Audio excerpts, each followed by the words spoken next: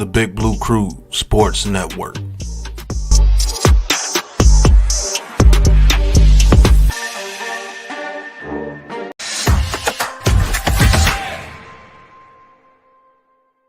Hit the mic opinions with the snap. NYG22, yeah, that's the cap. Unpopular takes, but we cut no slack. Watch the views climb while we talk that smack.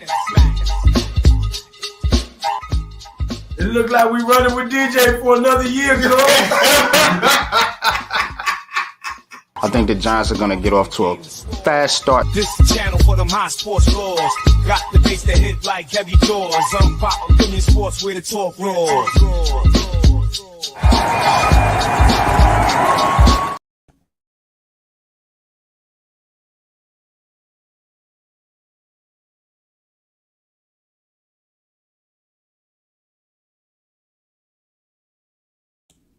It'd be nice if I cut my mic on. But it's me, your boy NYG22, man. We back for another edition of New York Giants Conversations. Of course, recapping the game last night. Pretty disappointing. If you're a Giants fan, not much action going on in that game. But there are some takeaways. We're going to talk a little bit about that. We're going to talk about moving forward. What is this Giants team going to look like? Who's going to be on the final 53-man roster? Cut down day, I believe, is Tuesday, so we're going to get into that. And what's your expectations for the team? What's your expectations for the team as a whole? What's your expectation for some of the individual players? Guys like Daniel Jones, guys like Malik Neighbors, guys like Kayvon Thibodeau, Deonte Banks. What is your expectations for this Giants team this year as a team and some of the individual players? Want to talk about that. And, of course, I got a little trivia game for y'all as always.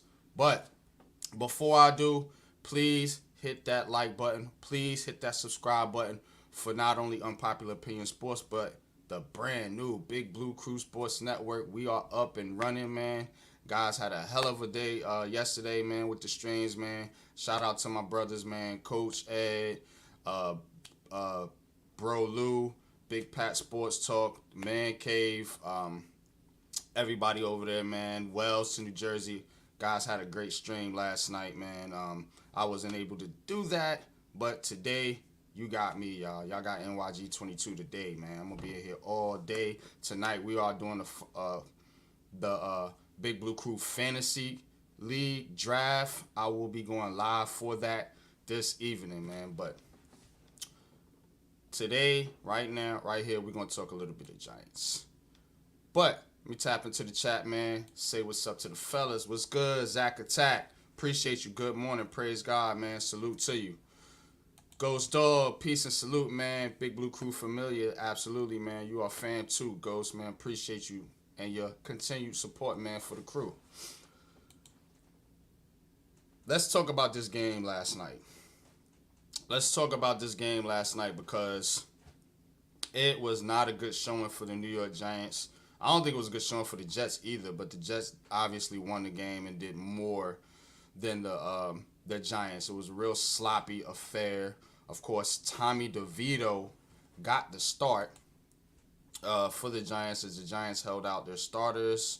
Most of their starters, believe the only offensive starter was John Michael Schmitz, and I don't think anybody started on the defense. So, and it was the same thing with the Jets. But let's get into that a little bit. Let's talk about this game last night, game takeaways. Of course, like I said, I was on the road, so I had to actually go back and rewatch the game. But I was listening to Pat and them call the game, and it wasn't a good showing for this offensive line. Evan Neal, I'm just gonna get right into it. Evan Neal, guard, is in his future. They did play him at guard a little bit in that game. He looked all right, but when he was at tackle, you seen the same thing. Speed off the edge, boop, boop, right around him, in DeVito's lap. Same thing with Josh Azudu. Those dudes are terrible at tackle. The Giants really need to think about the swing tackle position, because if you're counting on Josh Azudu, you might as well put me out there. That dude is terrible. as a tackle. Leave him at guard. Leave Neal at guard. You know, maybe those could be your guards of the future. And go out. Not this year, of course. You're just going to have to deal with what you got this year. But next offseason, in the draft, I want the Giants to prioritize drafting another to try to get this tackle thing right. Because light-skinned Jermaine, he's not the long-term answer, I believe. I believe he'll give you some solid years, you know, because he's only 29, so he might be able to play till he's about 35, 36.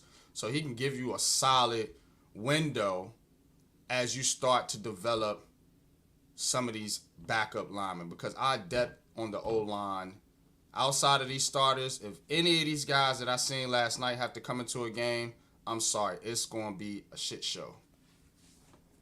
That's just me being real with y'all. You know, that's the you can't give up. What they give up 8 sacks to third stringers?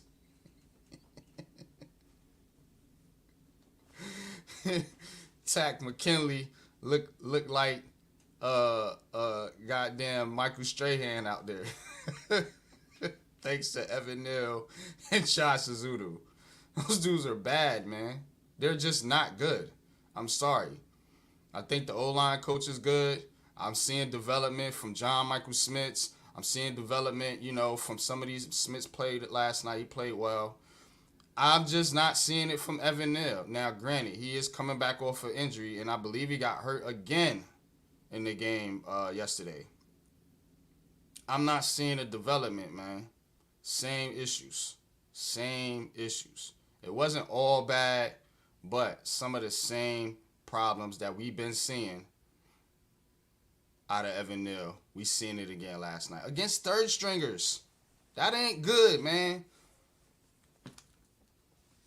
Now, I want somebody to come up here, Coach, Miz, or whoever, these Evan Neal, the defenders, come up here and explain this shit to me.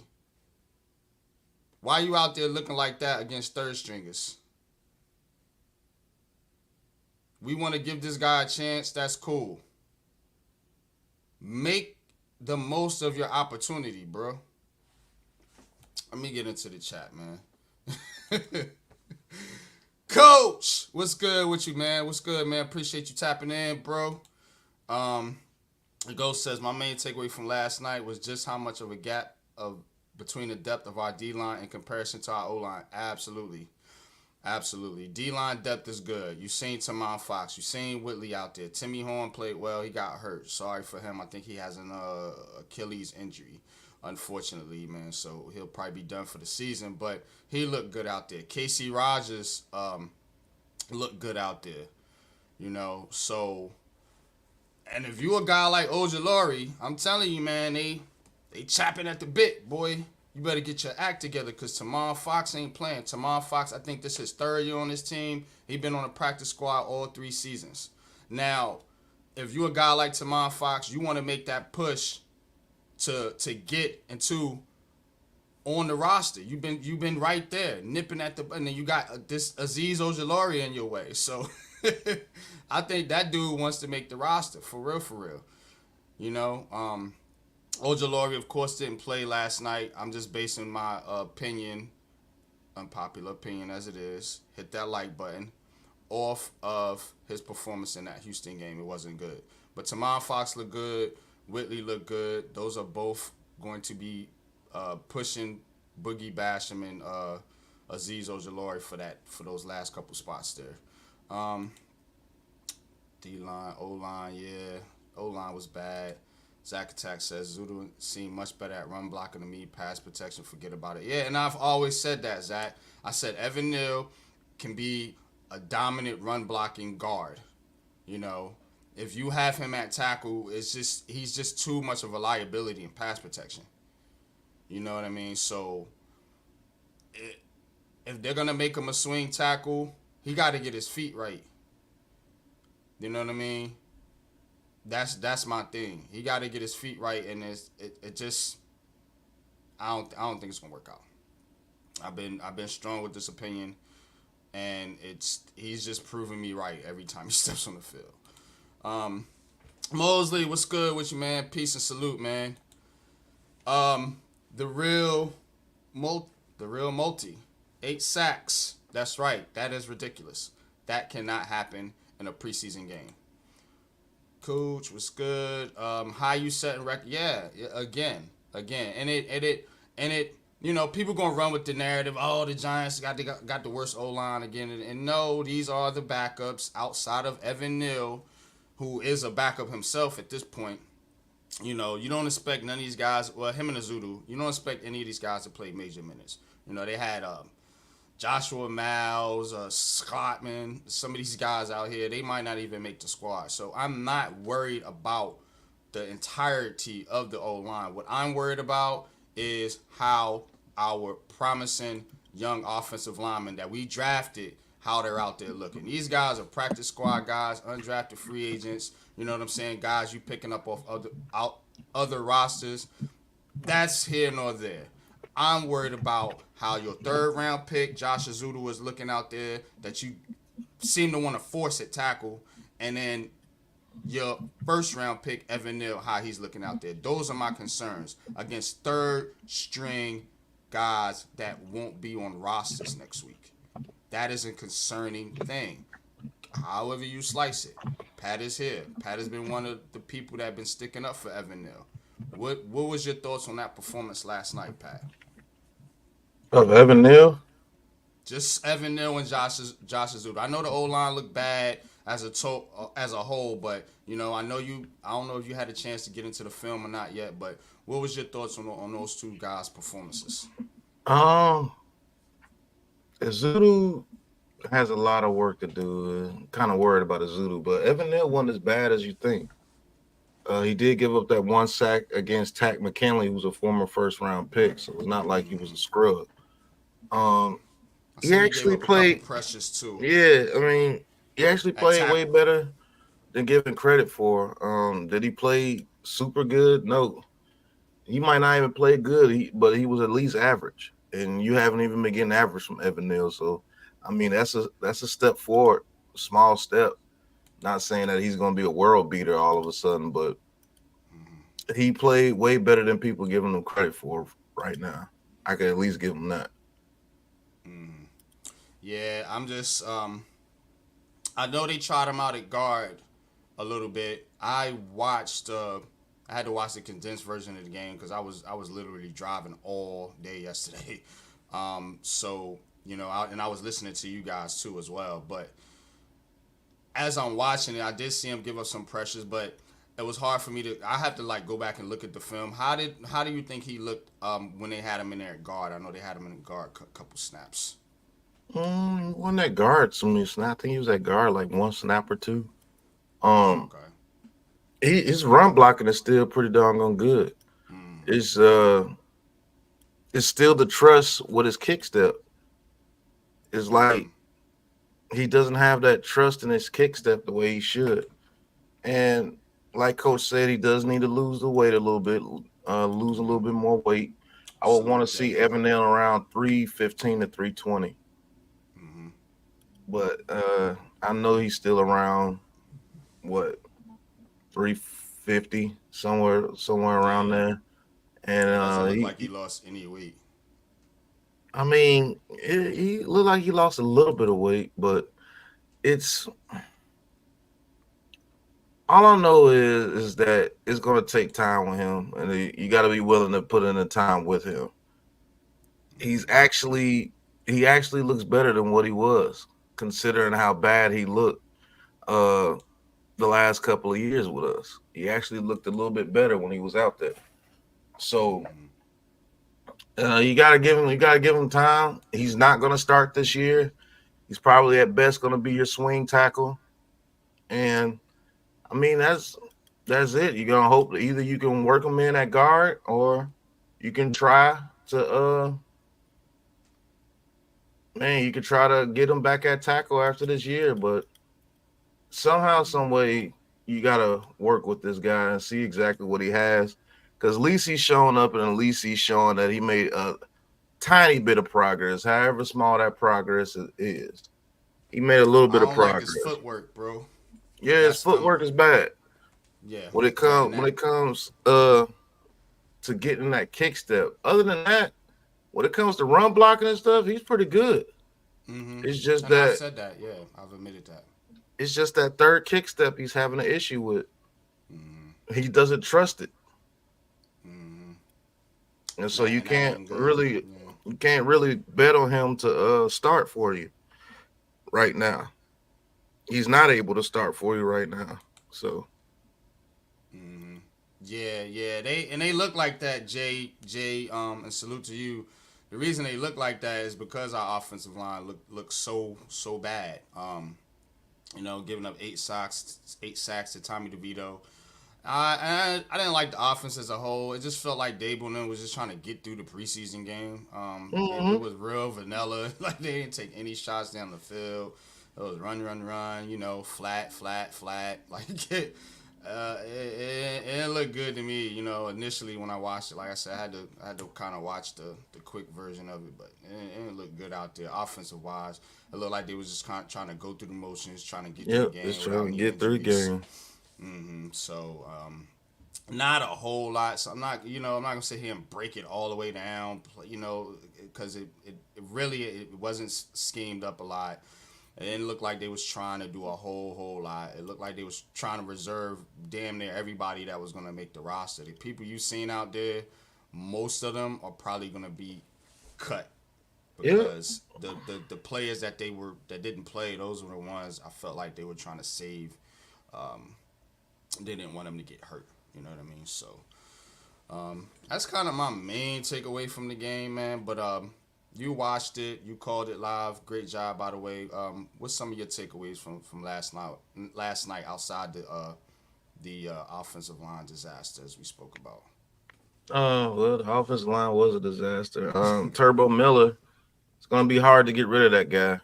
I don't think you can get rid of Turbo Miller. Turbo Miller's a very good back, and the more burn you give him, the better he's going to get. So you can't lose Turbo Miller. I think Joshua Kelly will be cut. The DBs, man. I don't think we had one NFL caliber DB playing out there last night, including Darnay Holmes.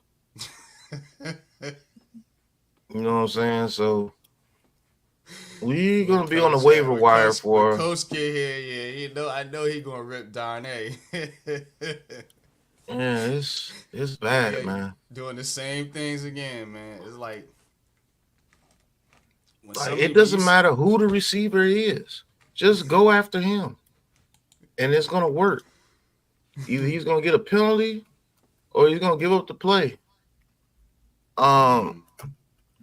There's a couple of people that I'm really excited to see. I think Cloyd makes this roster as a middle linebacker. He started off slow, but then he picked it up.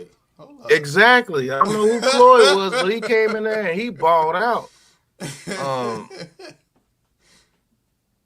Yeah, he's gonna probably make this roster until some more middle linebackers come back off injury. I don't think Beavers makes the roster. I heard he looked pretty bad out there. He's continuing to miss tackles all over the field, so that's not gonna work. I believe Bernard Whitley and Tamar Fox make this roster. And to be honest with you, the way they played last night, I know it's against 2s and 3s. But, man, Ojulari better look over his shoulder a little bit with those two guys. They actually play off each other. Pause, which is a great thing.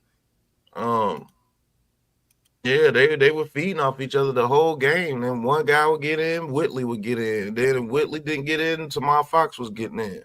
So that was pretty dope to see those two play like that. And so those are three guys on the defense that surprised me. It looks like Casey Rogers is making his claim to make the roster. Yeah. Jordan Riley showed up a little bit last night. He showed up a little bit. But this backup offensive line, I don't think we can afford an injury, man. Yeah. I'm just being real with you.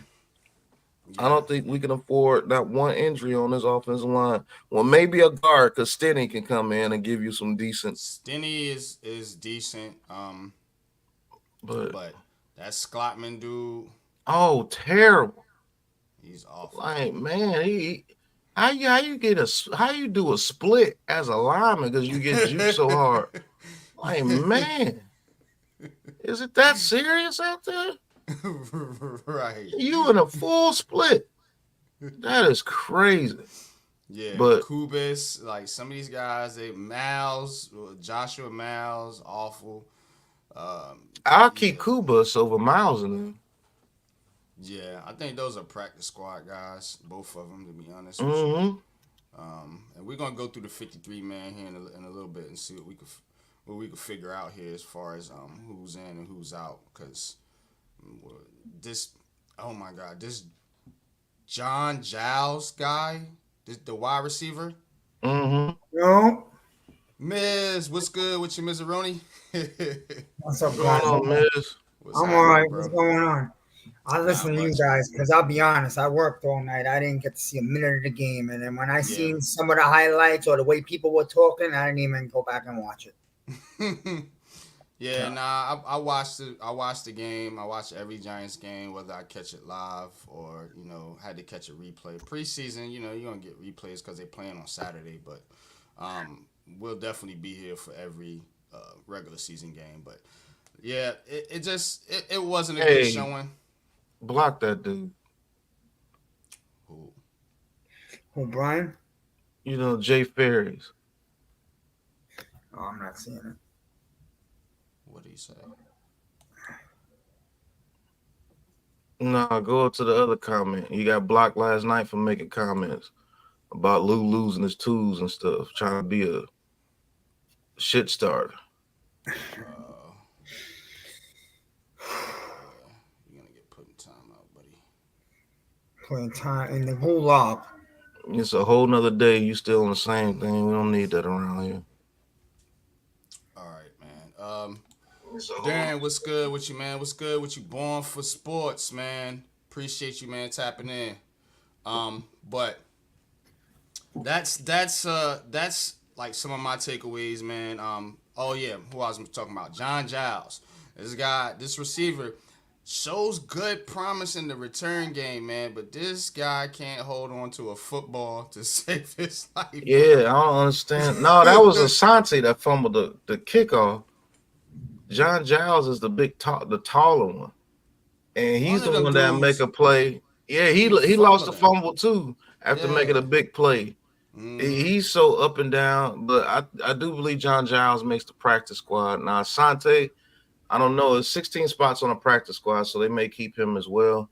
But you can't fumble the ball on the opening kickoff, bro. It's like that's crazy.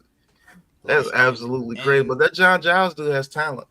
And how you feel about McKenzie? I heard he has some bobbling issues too on some of these kickoffs. Gunner is the better punt returner, bro. And Gunner and McKenzie are hurt right now. Yeah. They said McKenzie went to the X-ray room after the game. Yeah, we're gonna have I feel like we might have some more issues there back at the kick return, man. If these guys keep dropping, keep getting hurt, man. But let's see. What else we got here? One coach back there. What you got to eat, coach? This ain't food. I'm trying to look like it's a candle. It's a candle, man. I thought you had a nice jar of. I thought he had some food. I just got. No, I just. Man, I've been running, man. That's from my breakfast, working out, running around. Let's go, coach. Let's go. Just got picked up to start breaking down film and doing stats for one of the teams that I, deal with, and that means I know the league's gonna call me and probably ask me to do a whole lot of the other teams. I'm just like, I've been up since 5:30 this morning. I'm tired. Bro. I think Allen Robinson makes it too. But how's everybody doing? What's up to everybody in the chat? Hope everybody's doing well. I'm about ready to go in on my brother right over here. I'm about ready to go in on him. You messing with my damn son? What's but good Miz, I'm sorry. I got raisins. All right. Okay. That's good, Coach. Yeah, you Shout out to my guy Mac, the Giants fan. No, raisins actually do well with me. They really do well with me. Raisins are good. Raisins are good. Mac, the draft is tonight, brother. I'm gonna be live. So y'all make sure y'all tap in for that, man. We going live. I'm gonna go live at 7:30. His draft will be Son 8. of a motherfucking bitch. And we're gonna get it in tonight, man. But yeah, man. So Coach. Yo, Coach, that's what Dable said about the O-line last night. You son of a fucking bitch, man. But Coach, all jokes aside, first of all, if you haven't seen, go look at Nick Filato. He says he put up all the whatchamacallits on Evan Neal, and from what I saw, yes, he got beat on that one speed, and then a lot of it deals with, like Pat was saying earlier, it's third kick step, losing weight. It looks it, but I mean, first off, right off the stat, man, he put butter and syrup on a couple of dudes on a couple of blocks, man. What I'm talking about is a pancake, and this was more than a pancake. The way, like, he put them face down in the ground and mashed it looks like he was mashing their heads from behind. So it's like, oh damn, he's angry. So now there is one play where they ran away for him to the left. He was going down the second level. Real quick, Coach, not to cut you. Yeah. Go ahead. I just want to clear some things up.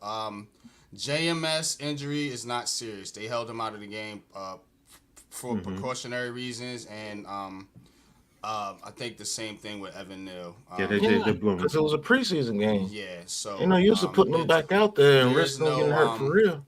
There's no real injury concerns with either one. It was just precautionary, pretty much. So just want to clear. Good, because I was at work last night and almost had a heart attack when I heard that.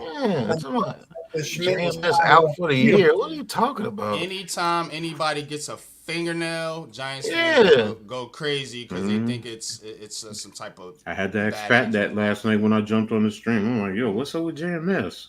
He's like, yo, he's just a minor. I'm like, okay. Yeah, you're not gonna put a guy Coach, that's important to your team and rolls an ankle and put him back in a preseason game. It doesn't make sense. But go ahead, Coach. Yo, shout out to Mac on his cruise. Enjoy your vacation, Mac. Yeah, man. Salute to you, bro. Man. Hope you have fun out there, man. Facts. Got the. No, I saw some of his pictures on Facebook. Mac was doing his thing, man. Yeah. Oh, we know how Mac get down, bro. We hung out with Mac. That's my guy, man. That's my dog. So, that one play I was talking about, though, he did come up. It looked like he was favoring his ankle. This was way before his final play where he got injured. So I don't know if it was just something that was started then. So, there's a lot of what you're saying that is true. Honestly, start him at the swing tackle, continue to develop him, and go from there. I'm on board with that. Do I think he needs to lose the weight? If he's not going to lose the weight, I'm trying not to go that way, but I'm kind of starting to think maybe then he's going to have to move inside, because if he can't, because he has a thicker lower base. That's really where the weight issue is that I'm talking about. And I know it's hard. I'm like that myself. What's up, Ghost? I'm like that myself. It's hard to lose weight when you're thicker in a lower base, but that's where you got to try and focus to try and lose that weight because, he can't handle consistent quick speed, off the edge, and that's the thing. But there was one where he got his hands on the defender and he stalled him. And that's why I keep saying when he gets his hands on him, it's over. It's over with. So, it's just really more about the speed. And when he gets speed off of him, then he loses proper technique and he's reaching, which was kind of what happened on that speed rush. So, but the crazy part about it is, Coach, all he has to do was keep going because he's there. It's like when he gets to the point of action of impact, he turns his body. Like, no, keep kick step. You're there. It might be a little bit slower because yes, you do have a thicker lower base. That's where losing the weight will help him because he'd be just that tick faster to where when he's getting to his kick step, that third kick step, he does not keep going. He just stops and turns and leans. And that's what gets him every time. And I don't know how does that not been coached out of him yet? Because if he literally does his tackle thing, he's there on the faster dudes because his arms are longer, so he's able to get more of a punch before that dude could get into his rib. And so on that third kick step, stop leaning and turning, just kick step. Like, I don't understand. It's weird to me, bro. That's why I haven't given up on him because I know if he gets there, it's like talking to Wells, bro. Shout out to Wells. It's like, I'm telling you, when you tell Wells he can do the UFC thing great, it's like, dude, I know what I'm talking about. I see you do it. Just do it. Pause. What's going on, Lou? Salute, bro. But yeah, when you look at Evan Neal, he's right there. He just he gets nervous. I don't know what's it about. And unfortunately, I'm not an O-line coach, so I couldn't tell you. Here's the thing. Here's the thing, guys. Okay, and I hope this resonates with everyone.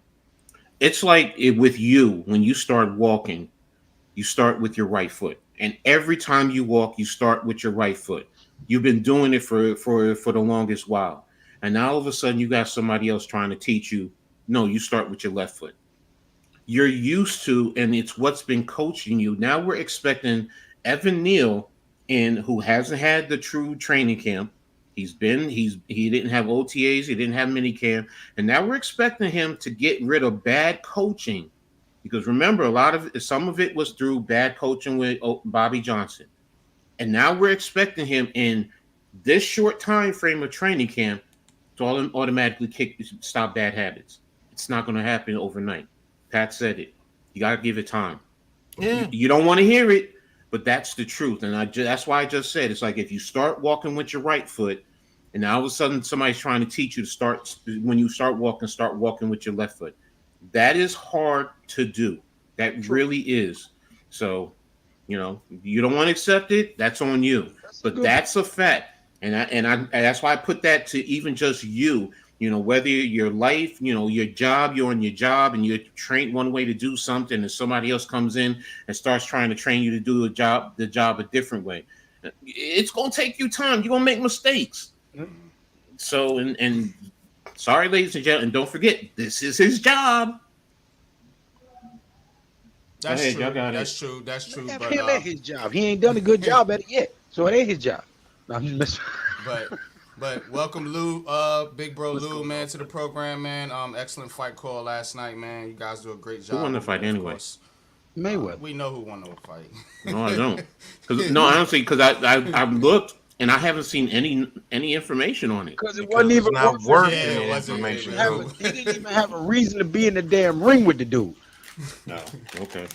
That shit was levels to the shit. What?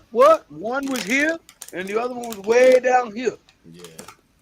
Okay. Yeah, it wasn't a good fight. I believe it was a little bit of a shit show, publicity stunt, if you want to say. I'll tell you what it was. Floyd lost a lot of money in Dubai. Couldn't leave until he paid that shit back. Came back and needed some bread. It was like, yeah, all right, yeah. Let's get it done. Floyd Mayweather not losing money and not having money. That's hard for me to accept. I'm sorry. He's got a gambling problem, bro. Even Mike Tyson told 50 when they was cool, he was like, yo, look out for him. He's going to end up like me. He's making all the wrong moves. They wouldn't let him leave Dubai. Them Middle Easterners don't play about that. Don't play. Yeah. They was like, oh, you going to give me mine, cuz.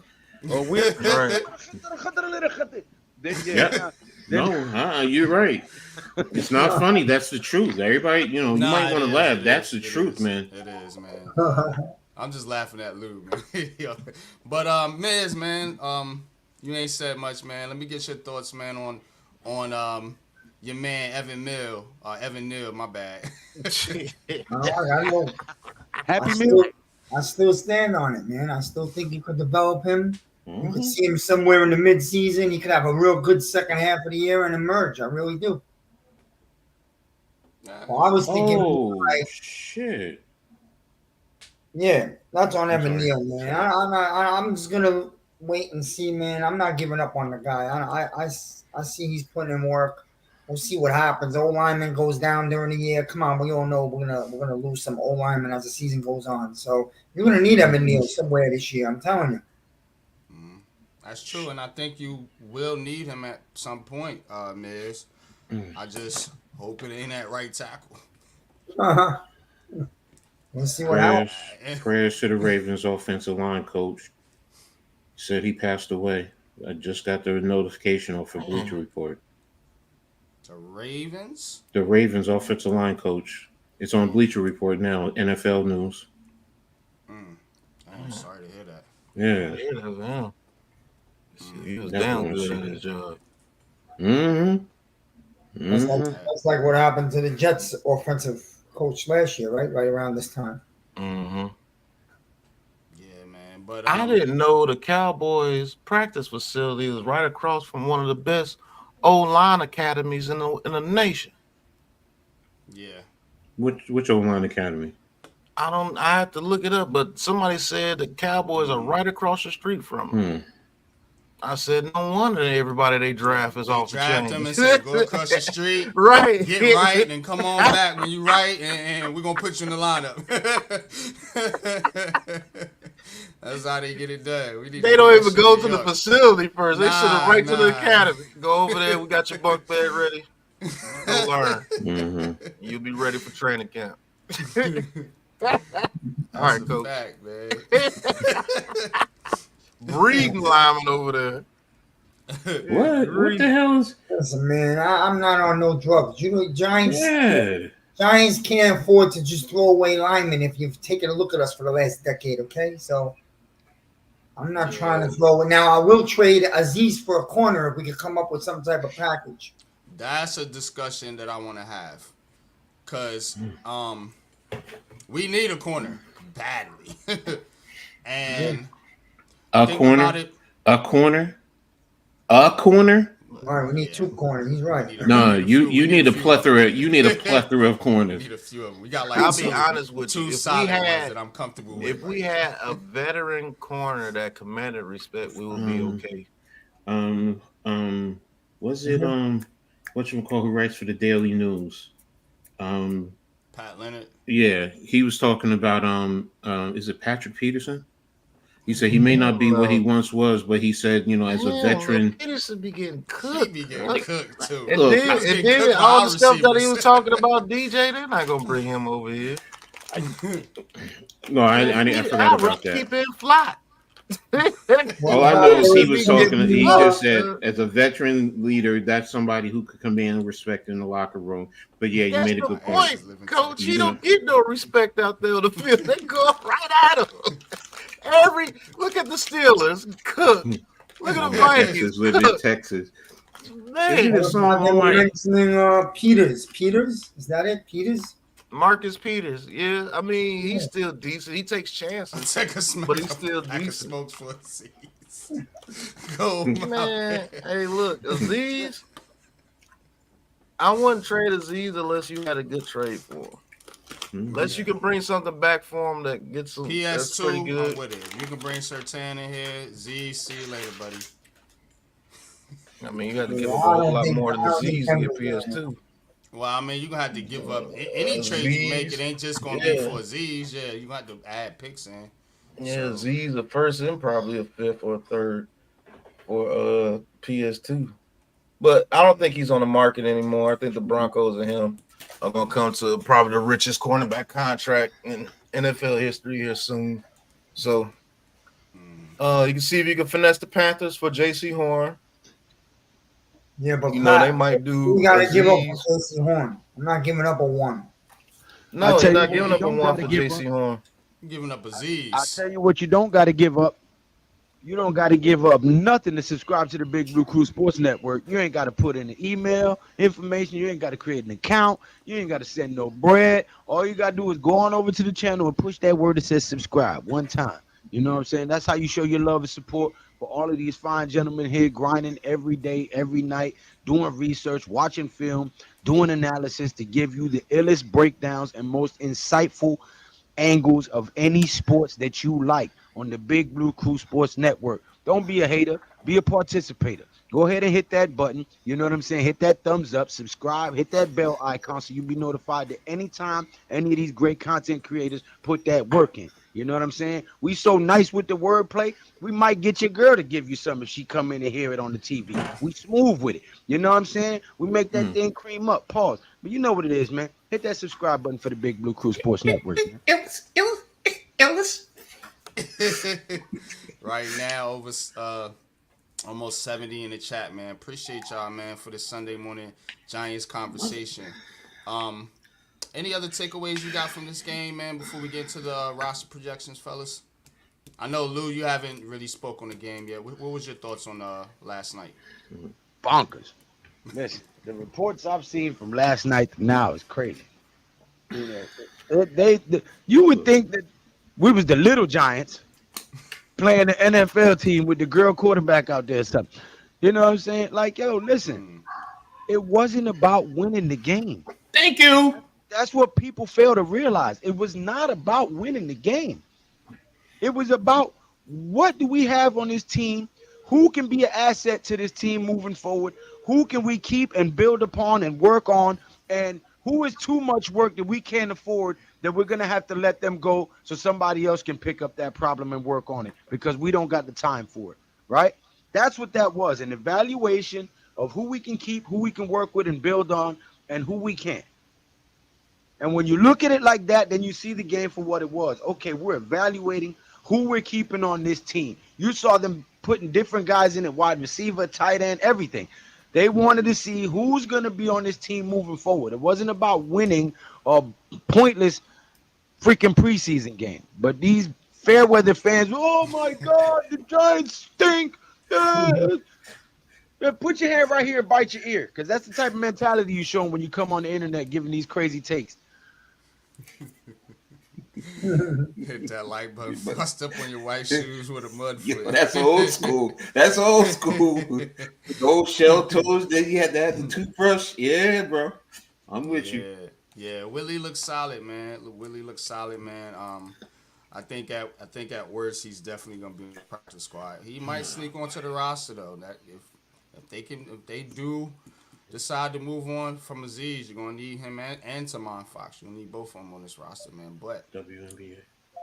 Speaking of the roster, man, let's get into this 53-man roster projections. And the way I'm gonna do this is we just gonna go position by position and just give our thoughts here, and we can either add or take somebody off from my original 53-man prediction. So what I did here, I just saved when we did it last time, and then so we'll be able to add or put people in depending on how we feel. So it's gonna look a whole lot different than it looked last time. So because I did this at the first live we did before training camp.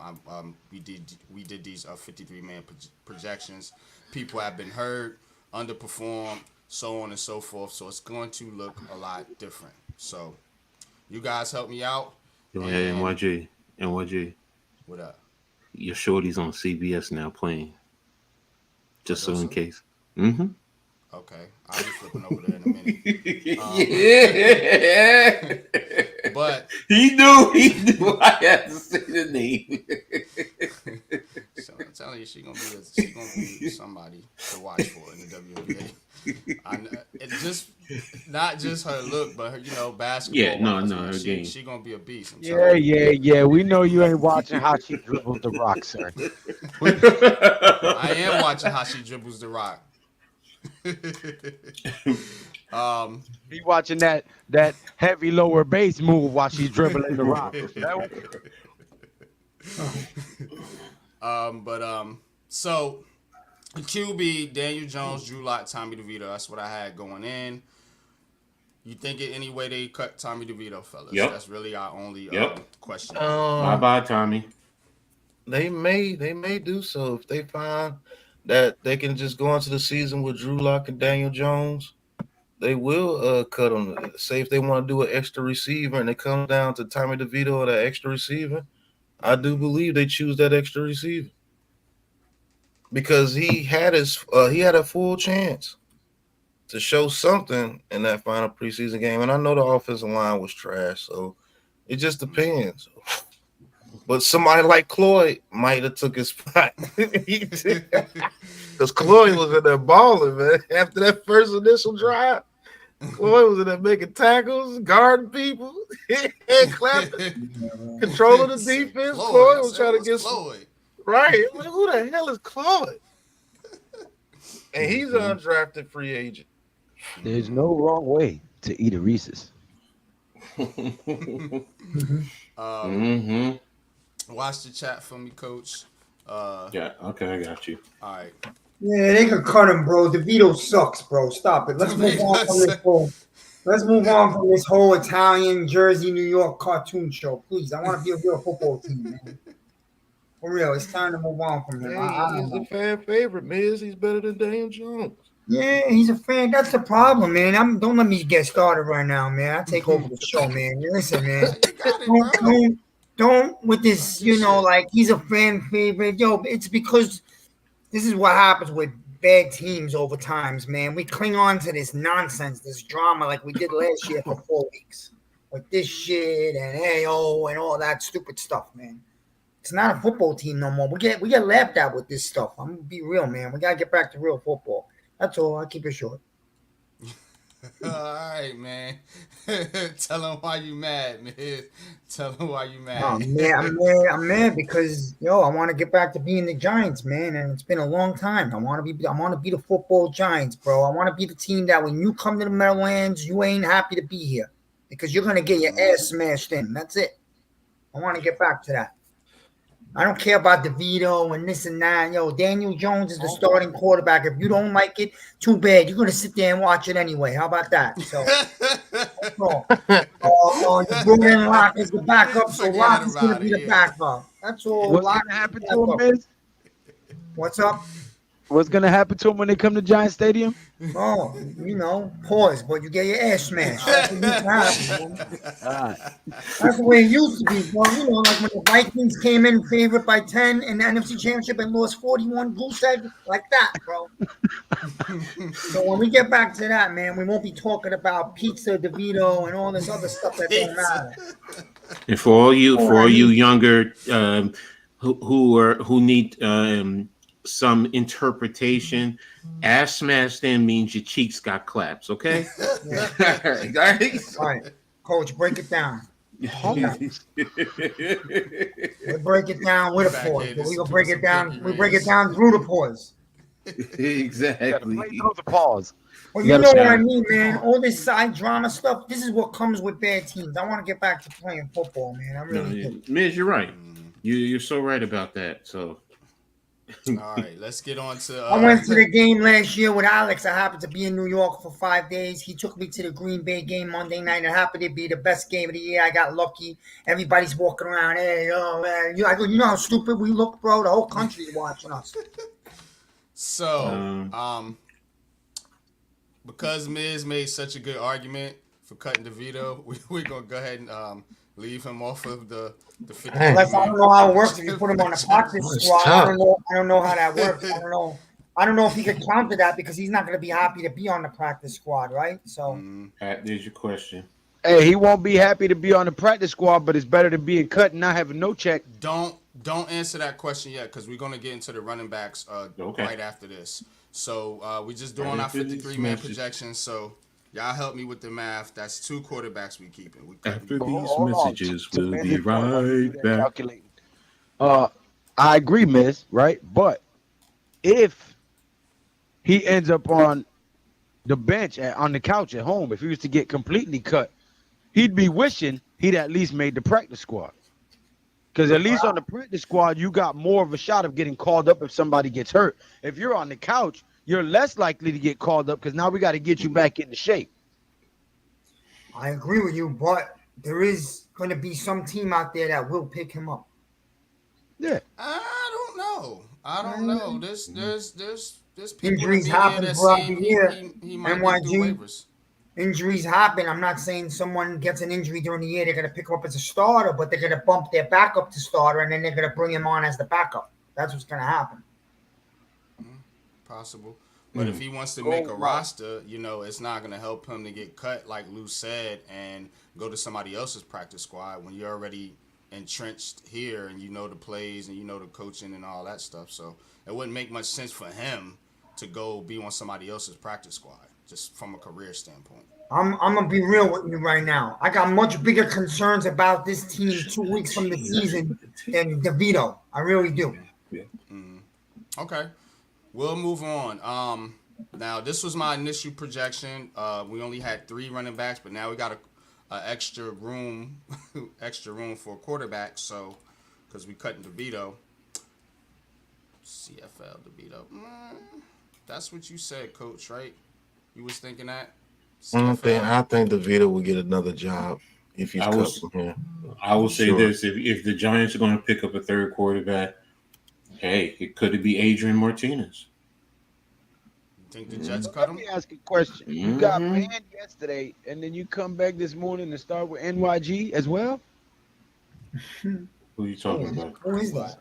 Nothing. I don't even want to give the nigga no life. I was just reading the chat, and I'm like, Jesus Christ, some people just fucking dunce. Oh yeah, we put him in timeout. Don't worry about it, man. But let's keep on with the show. So I had Devin Singletary, Tyrone Tracy, Eric Gray. Only had 3. Do you guys think they keep 4 running backs? And if so, I'm pretty sure these 3 are making it. Yeah, all 3 of those guys have made it. They didn't even play the last preseason game, so they've made it. The only one that was in flux was Turbo Miller, and I think he showed last night why you can't get rid of him. I think we keep 4. Even if we keep DeVito, I think we keep 4. There's the question. I think Eric Gray is just a special teams guy, to be honest with you. Man, quit hating on that man, dude. That's the number 2 running back. And you don't want him on special teams. You seen how he looked last year on specials? He was terrible. That dude's a running back, bro. That's it. He will give us 5 fumbles on special teams this year if he's back there again. But he's the number 2 guy. What do you think he's number 2 running back? He's gonna do well at running back, sir. That dude's the number 2 back. Yeah, he was fumbling on the kickoffs. Catching the kickoff and running the ball is totally 2 different things. Right, That's way hard. They're passing a lot to the running backs too. All right, and he can catch out the backfield too. I'm not gonna argue with y'all, but watch this. If that man has about 6 fumbles this year, I'm gonna tell all of y'all I told y'all so. That motherfucker is not a running back, bro. He's not what are we talking about? Running back. Eric Gray. Yeah. You've never seen him catch out the backfield. The leading runner and receiver in preseason for the Giants is Eric Yeah, Gray. so was David Sills. Did that make him a great wide receiver? Okay, no. Lou. But David Sills was a undrafted free agent, bro. This is Eric Gray's a bum. What? Okay, Lou, you said he's not a running back. Explain to me why he's not a reliable running back. Of course, he plays running back. I can't say he's not a running back. I'm saying he's not a reliable running back. He has the fumbleitis. Now, so you're saying cut him? It could be coached up. Because fix Tiki Barber. So don't get me wrong. I'm not saying that he completely never could be fixed. That is an issue that could be coached out of you. But if I had to choose between Miller and him, I would choose Miller. Well, I think I'm with Pat where I think it's going to be 4 and they're all going to be on the roster. I think they're all going to get carries. All 3 of those guys behind Singletary. When he needs a breather, if we figure we can outrun you to the outside, it's going to be Turbo Miller. If we figure we need to go into the inside and get more powerful carries, it's probably going to be Tyrone Tracy. Or if we just want another guy that can do everything and just put him back there to make you pick and choose, it's going to be Eric Gray. Look, I've never seen him fumble the ball carrying the ball. When has he ever fumbled the ball carrying the ball? Talking about when's he? Only time that he fumbled is when he was back there trying to catch punts, and that's way different from carrying the ball. I've never seen him fumble once. It comes at you topsy-turvy. You got to know how to catch kickoffs. I get that part. But is he going to have the same issue when they're throwing passes to him out of the backfield? No. That's different. He's shown you that. He's shown you that he won't have that issue. You see that bad ball that DeVito gave to him? He caught it like this, going over his face mask. and still got 40 yards out the play. That dude's good, bro.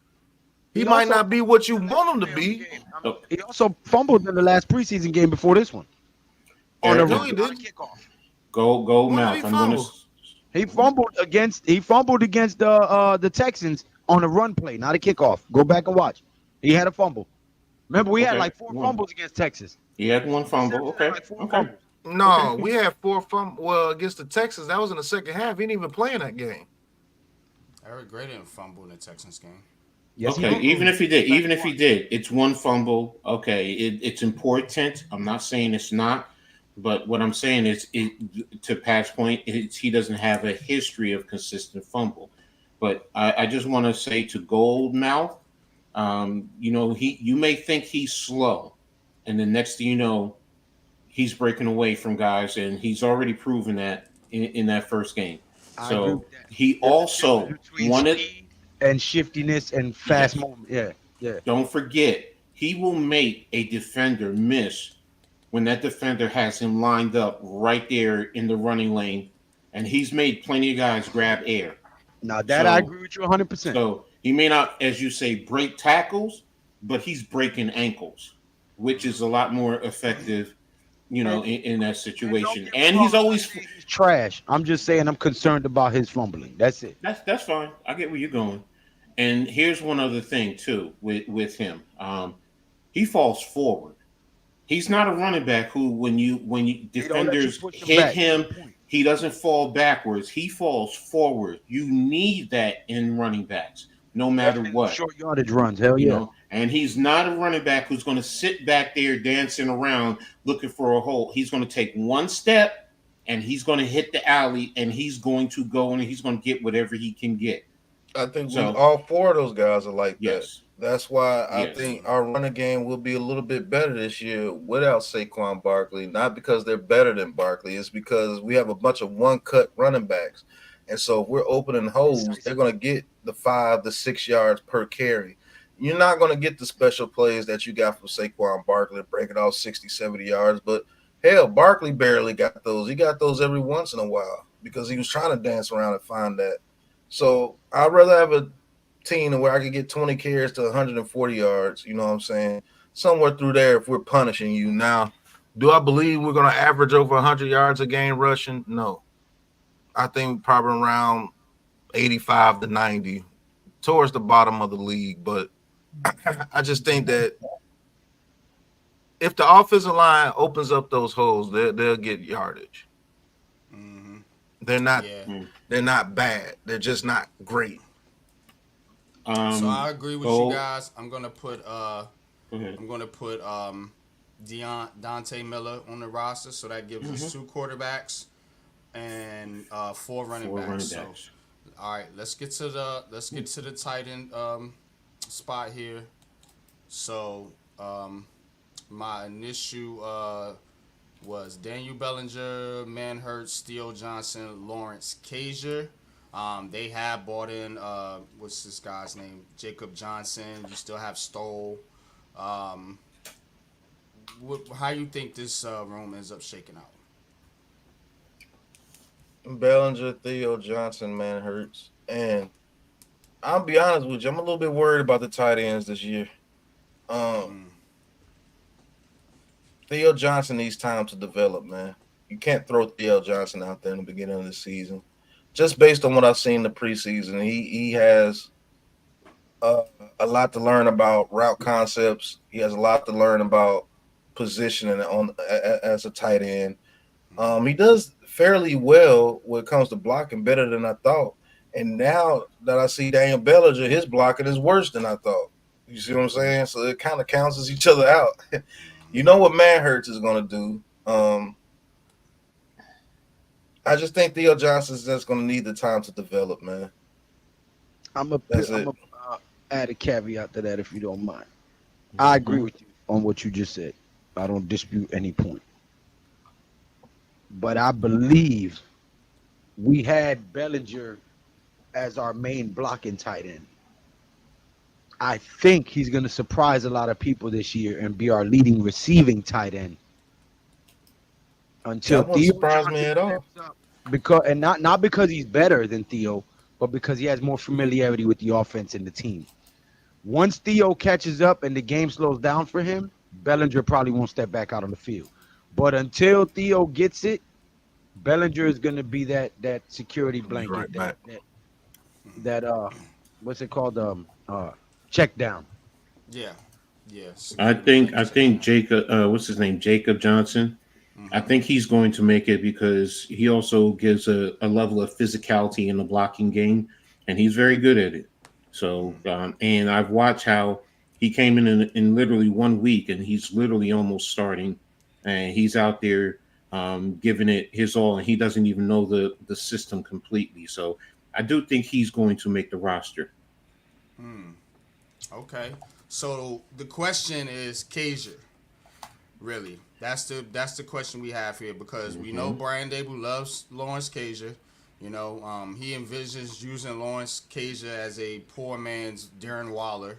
I think that's what they were trying to develop him into. You know, one of those type of tight ends. Of course, he's not going to give you much of anything at all blocking wise, which is why you need Manhurts, Jacob Johnson, Theo Bellinger, cats like that can block a little bit because KJ is not going to give you any of that blocking.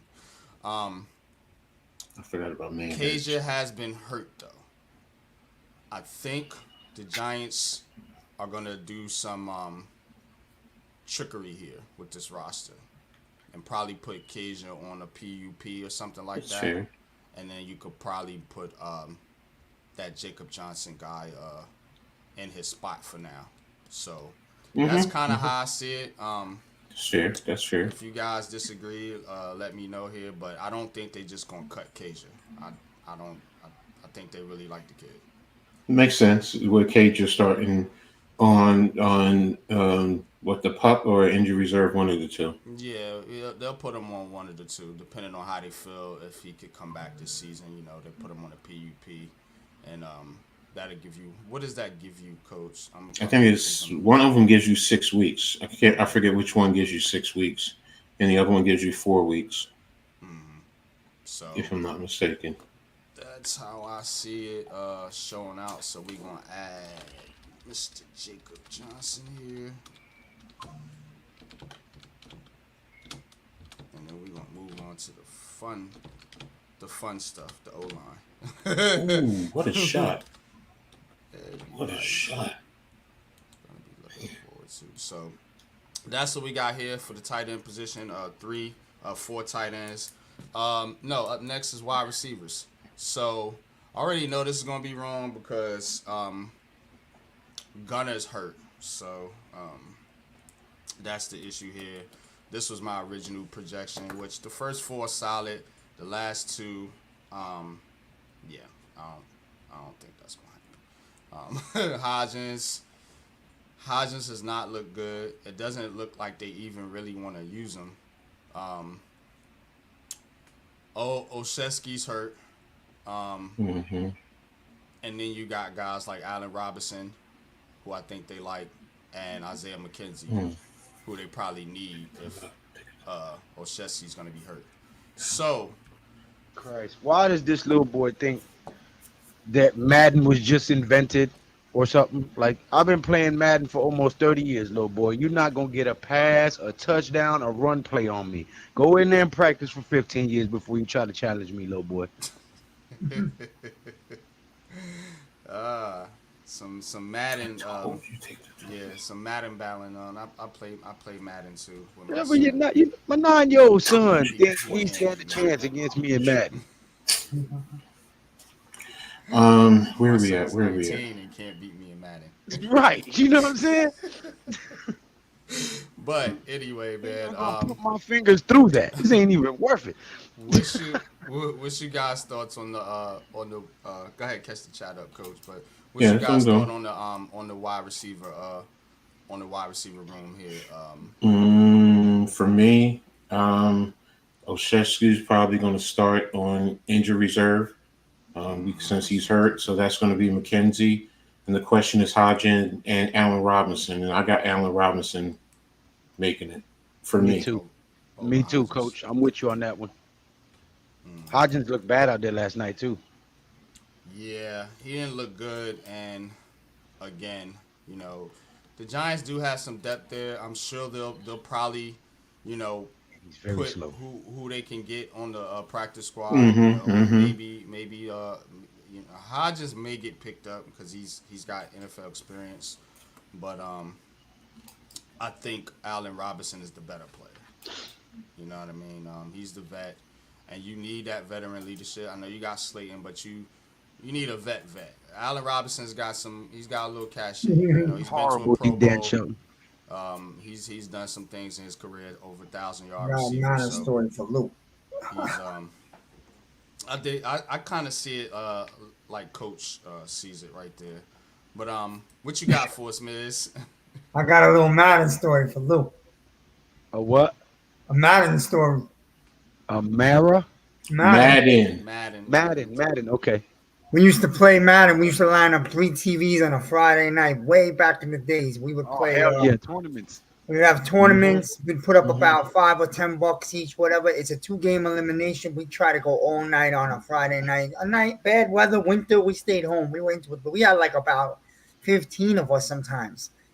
One day, everyone knew that I had the best D, and I used to use the Giants, so I would run Jacobs and murder the clock. I got the opening kickoff for the game. We go 5-minute quarters.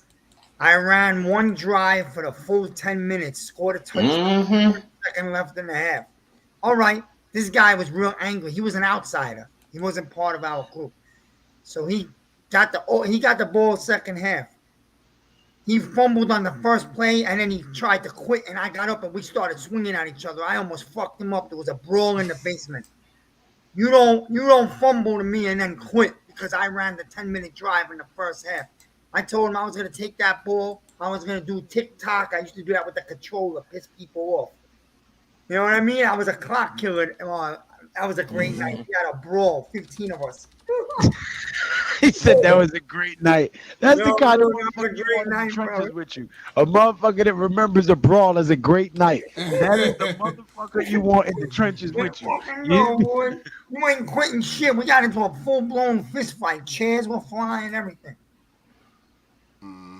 But No, you would have but loved yeah, that. I'm kind of with you, Coach, on the Allen Robinson you know, being that last spot there. So I think we're all in agreement on that one. Hey, what's up, brother?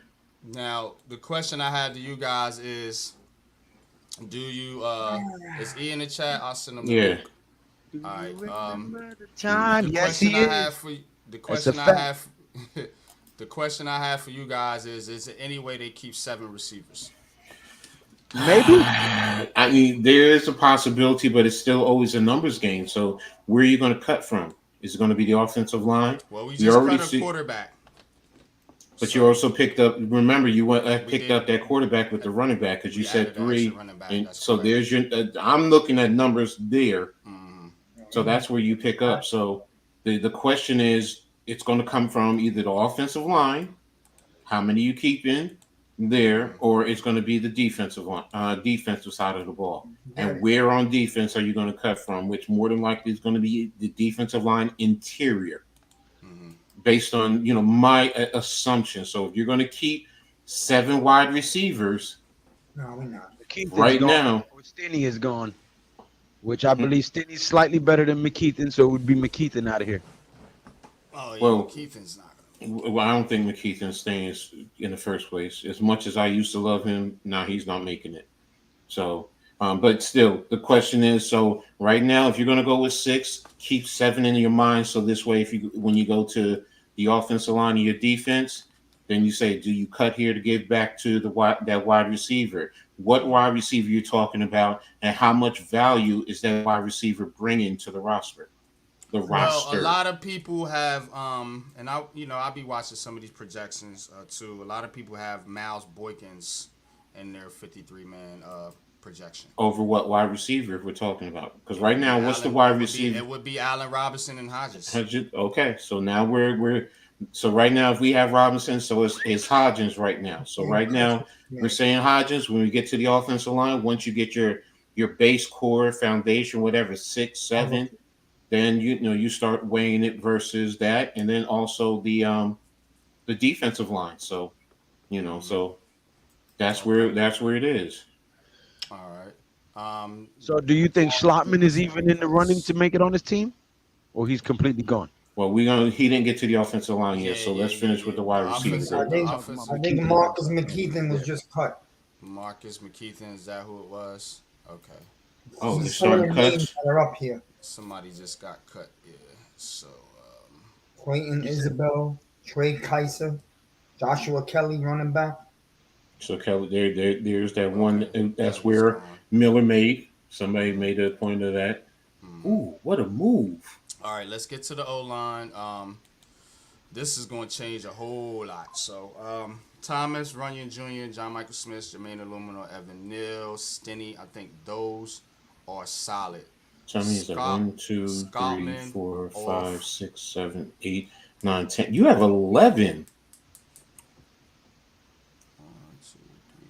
So Jordan Renan wrote McKeithen's not supposed to be on there. Lions made 10 cuts. The most notable is Marcus McKeithen. Yeah, so he's cut. Damn, I'm good. What? So we'll take him off. So that's what we got. Okay, so wait, 1, 2, 3, 4, 5, 6, 7, 8. Now you got 9. So the question right now, based on this, if it's me, I'm thinking about Schlottman and Matt Nelson versus Hodgins right now. And right now, because I'll be honest with you, you will probably say, you don't have whatchamacallit on there.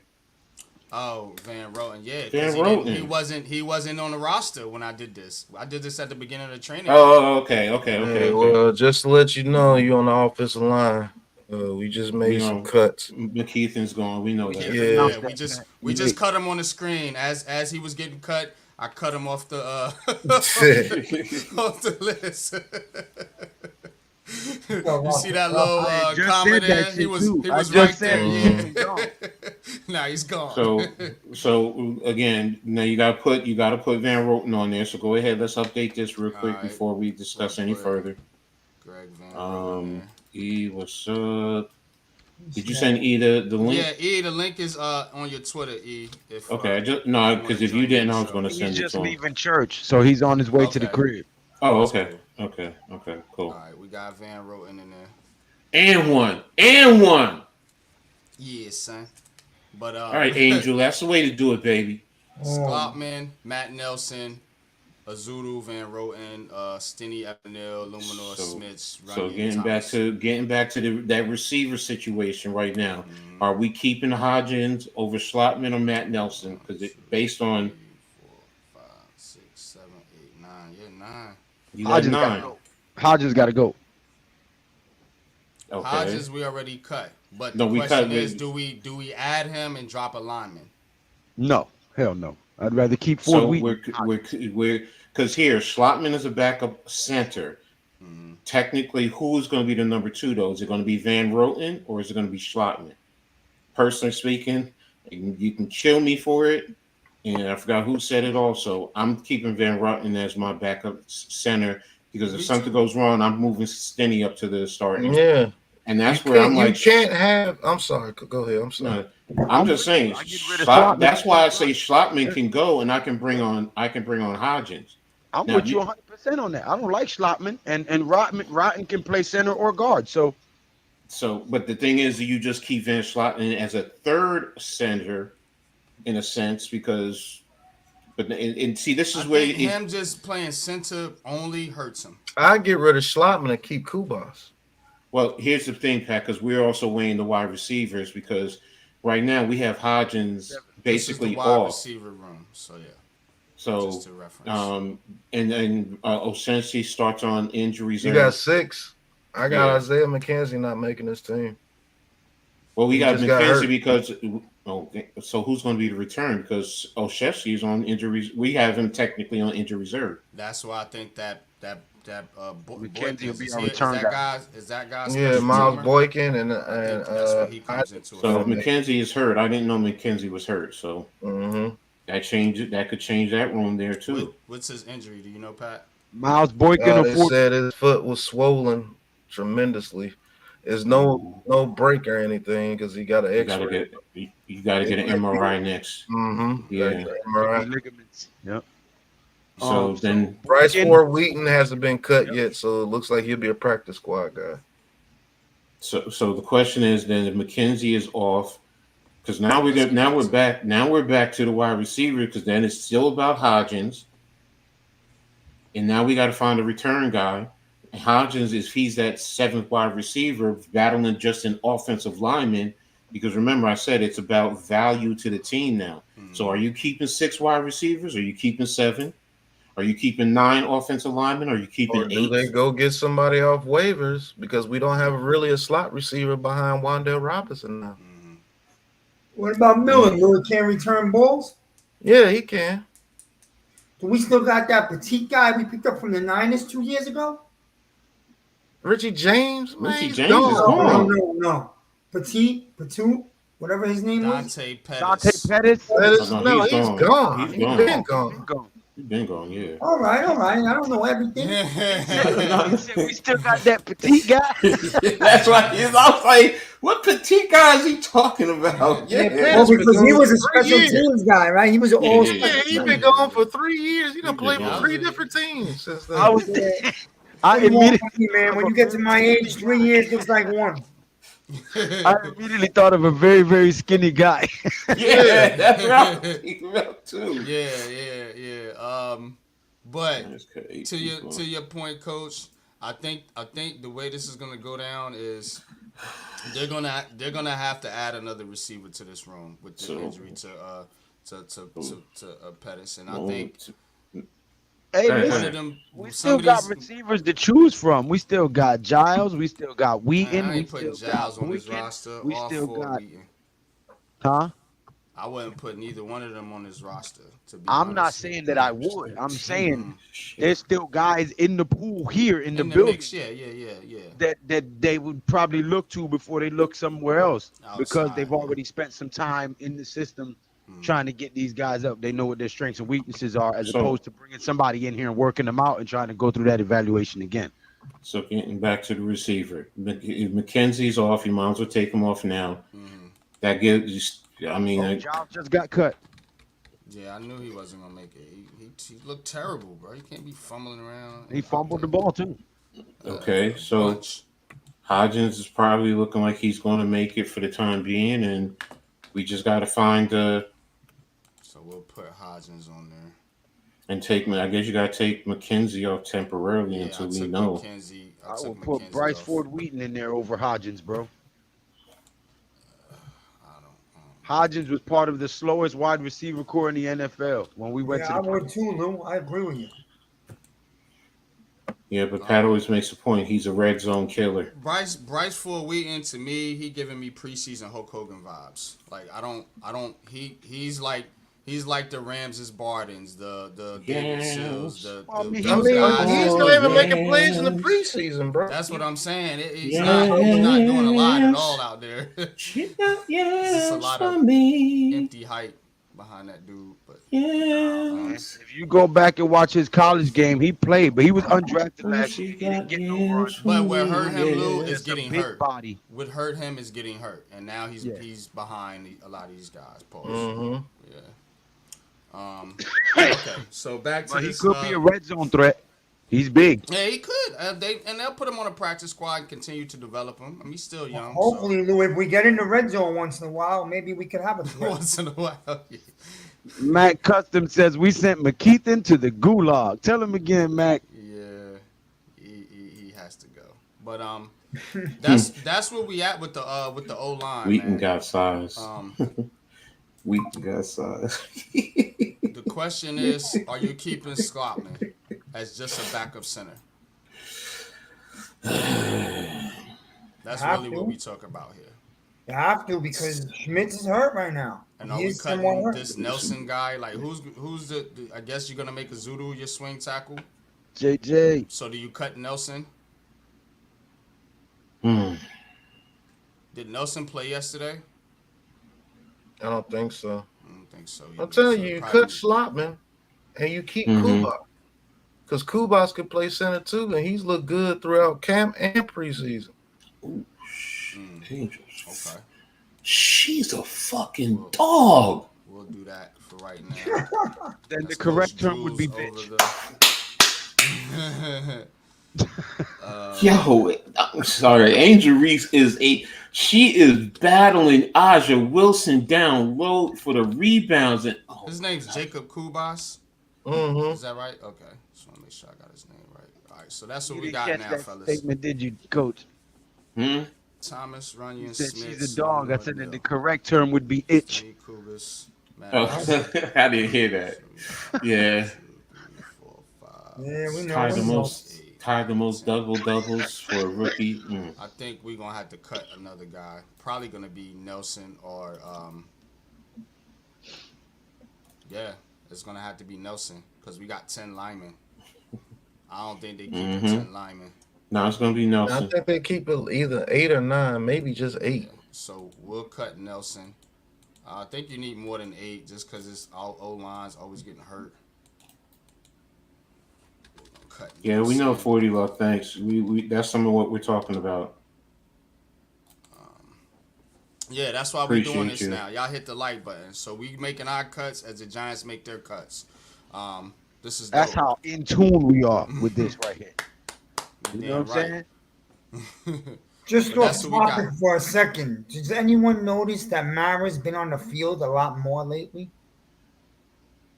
No. Well, his team has been in a rebuild for the last 2 years, so I would expect him to be around and see what's going on. This camp, this preseason, he's been on the field a lot. Train. Appreciate the update. So he says Kyler Barr, Breon Borders, Christian Holmes, Clayton Isabel, John Giles, we knew that. Josh Kelly knew that. Trey Kaiser, Lorenzo Lingard, who fumbled. Doo-doo, Marcus McKeithen, and I see Asante here. So pretty much only guy was really Marcus McKeithen, draft pick. So Asante fumbled yesterday too, didn't he? Yeah. And Lingard fumbled in the Texans game. Yeah, get both of them butterfingers out of here. But let's get to the defense, so we can get through this. So what's your total? I forgot to get the total count so far. Hold on a second before we go. Let me just make this notepad. No, he's not. Stop it, bro. Numbers. So we have 2 quarterbacks, 2 QBs, 4 running backs. Oops. Yep. What the fuck? Tracy Gray, Miller, 4 Singletary. running backs. How many receivers was that? 6 receivers. 6 wide receivers. Robinson, Hyatt, Robinson, Hodgins, and 4 It's wide receivers, dumbass. Leave it alone. Daniel, Bellinger, Manhurst, Steele Johnson, Jacob Johnson. And how many offensive linemen? And we're now down to 9. Thomas, Runyon, Smith, Lumen O'Neal, Stinney, Kubas, Azudu, and Rodney. Fucking gosh, man. Stop it. Hey, guys, if you guys really mess with us like y'all say y'all do, and we believe most of y'all do, between me and Pat, we got 6,000 subscribers. Now, we've been telling you guys to go to the Big Blue Crew Sports Network for about a week now, telling you guys to go subscribe over there. It's absolutely free. It costs you less than a minute of your time. And we only got 100 subs. Out of 6,000 potential subs, we only got 100 subs. Go hit that damn subscribe button, man. We're trying to build something for y'all. We ain't charging y'all no money. Go hit that subscribe button, man. Don't be a ninja. Big Blue Crew Sports Network. The link is in the chat. Somebody gonna put it up there. If it ain't, click that link and hit that subscribe button, that bell notification. So it's automatic. Do you have special teams on your list right now?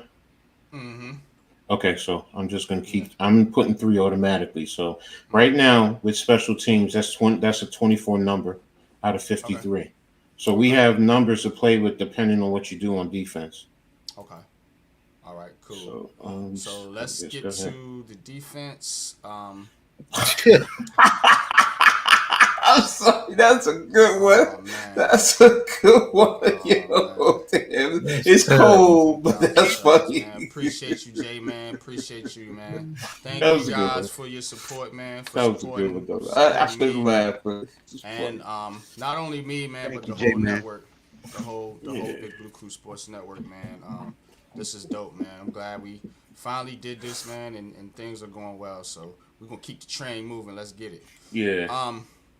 D-line, man. Defensive line, man. I know this is your thing, Pat. So talk to me about the D-line, man. You got Dex, got Nunez, Roches, Jordan Phillips, DJ Davidson, and Jordan Riley. Of course, Jordan Phillips is traded, so we're going to go ahead and take him out. Go ahead and remove him. Chapman is going to make it. Yeah, you got to put Chapman in there. We'll put Elijah Chapman in there real quick.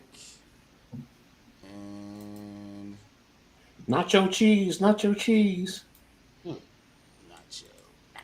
Libre. Arriba.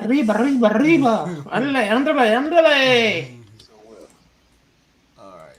So that's pick up 18. All right. So that's how I got it now.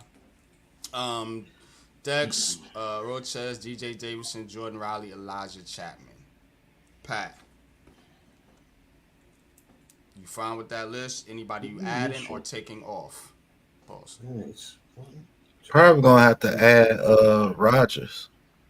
KC Rogers. Mm-hmm. So you think they're going with 6? Two undrafted UDFAs though. I think Rogers makes it, bro. It's just something about that kid. We had 2 undrafteds with Rich Seibert and O'Hara. I wouldn't when O'Hara came here, I wouldn't count him because of his time in Cleveland.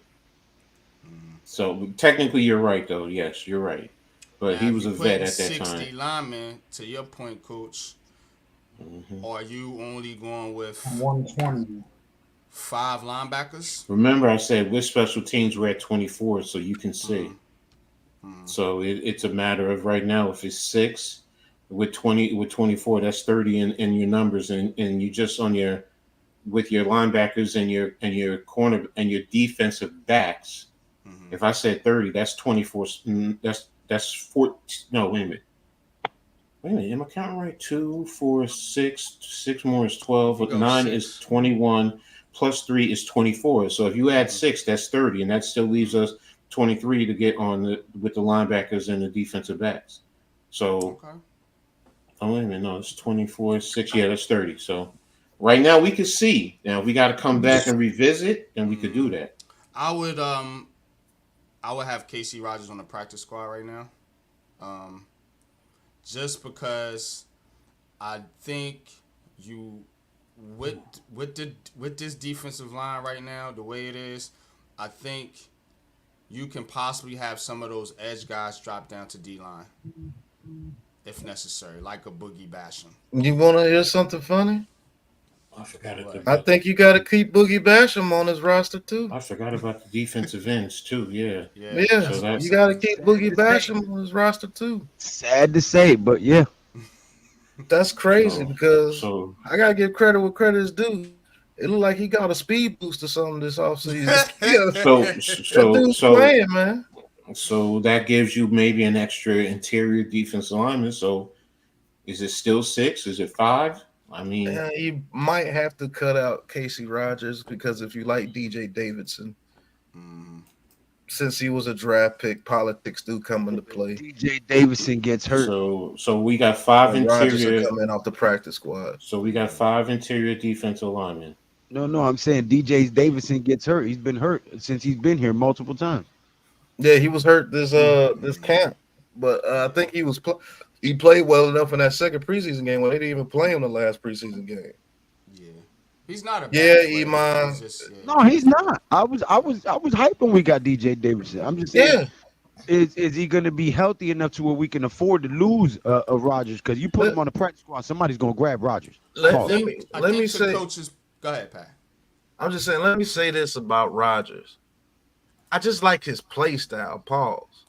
Like Rodgers' play style fits this defense. Like we need somebody like that opposite of Dex. And I just think that his play style fits this system better than DJ Davidson. I just do. I agree 150%. I agree 150%. I think he and Dexter Lawrence will feed off of each other. Pause. Thanks. Because he brings a different energy. DJ Davidson is not a vocal guy. He's more of a quiet, reserved type of guy. Casey Rogers playing next to him, you're gonna feel like, oh hell yeah, we got something here. Let me step it up. You know what I mean? Him and Dexter Lawrence will feed off of each other on that line, in my opinion. I agree. Carter. I agree with that too, but let me loop E into the conversation, man. Appreciate you joining in, E, man. What's good with you, brother? First of all, happy Sunday, man. Jesus is Lord.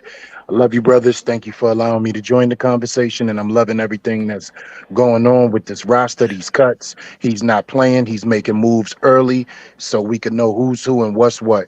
And these guys can get in and get some work in before the season starts with his main group. So thanks for letting me be a part of this. Peace to everybody. Yeah, man. Appreciate you as always, brother. Judge just hit number 50 if anyone cares, but yeah. Let's go. I care. Let's go Yanks. Damn right. Mm-hmm. But and Kennedy Carter is that woman, man. Kennedy Carter is that woman. But let's focus on the football fellas for just a few more. Hang with just a few more, a little bit longer, man. So now you're going to Edge, right? Yeah. Now we're gonna go to the Big Blue Crew Sports Network, or are you Ninja watching? Let's go to Edge. So right now we got Brian Burns, Kayvon Thibodeau, Azeez Ojulari, Boogie Basham, and Tamon Fox. I actually have 5 edge rushers. Question: does Fox make it? Does Whitley make it? Do they trade Azeez? Or do they add somebody else to this group? Yo, how y'all let her fucking do that? It's a little bit light right now. What y'all think? I'll package him up if we could get on the corner. If we have a corner in mind, and they want him with a package, I do it. Azeez, I'm talking about. Well, that's you. But the first part is is he on the roster before, or are you just saying you're trading him right off the bat? You got to put him on the roster to trade him. Oh yeah, he's on the roster. He's not getting cut. The question is the question that we're thinking about is, all right, if you plan on trading Azeez or if you plan on shopping him, maybe you want to keep Whitley and Tamon Fox on the roster. You know what I'm saying? Just to protect them from getting picked up off waivers. If you're gonna move on from Azeez. That's my question to the panel. What are you gonna just close down? Well, your edge rushers are gonna be Burns, Thibodeau, Ojulari, Boogie Basham, Tamon Fox. I think you got to keep Whitley on this team too. Yeah, that's gonna be a hard decision for them. That's why you haven't seen anybody released from the edge rusher or defensive tackle that was released only because he tore his Achilles. So that's gonna be a hard decision for Dabo and Bowen, especially because Bowen is his defense. So he's gonna have to. You may keep Boogie Basham because you feel that he's that defensive end that you need opposite of Dex or somebody like that. And then you have defensive ends and edge rushers too.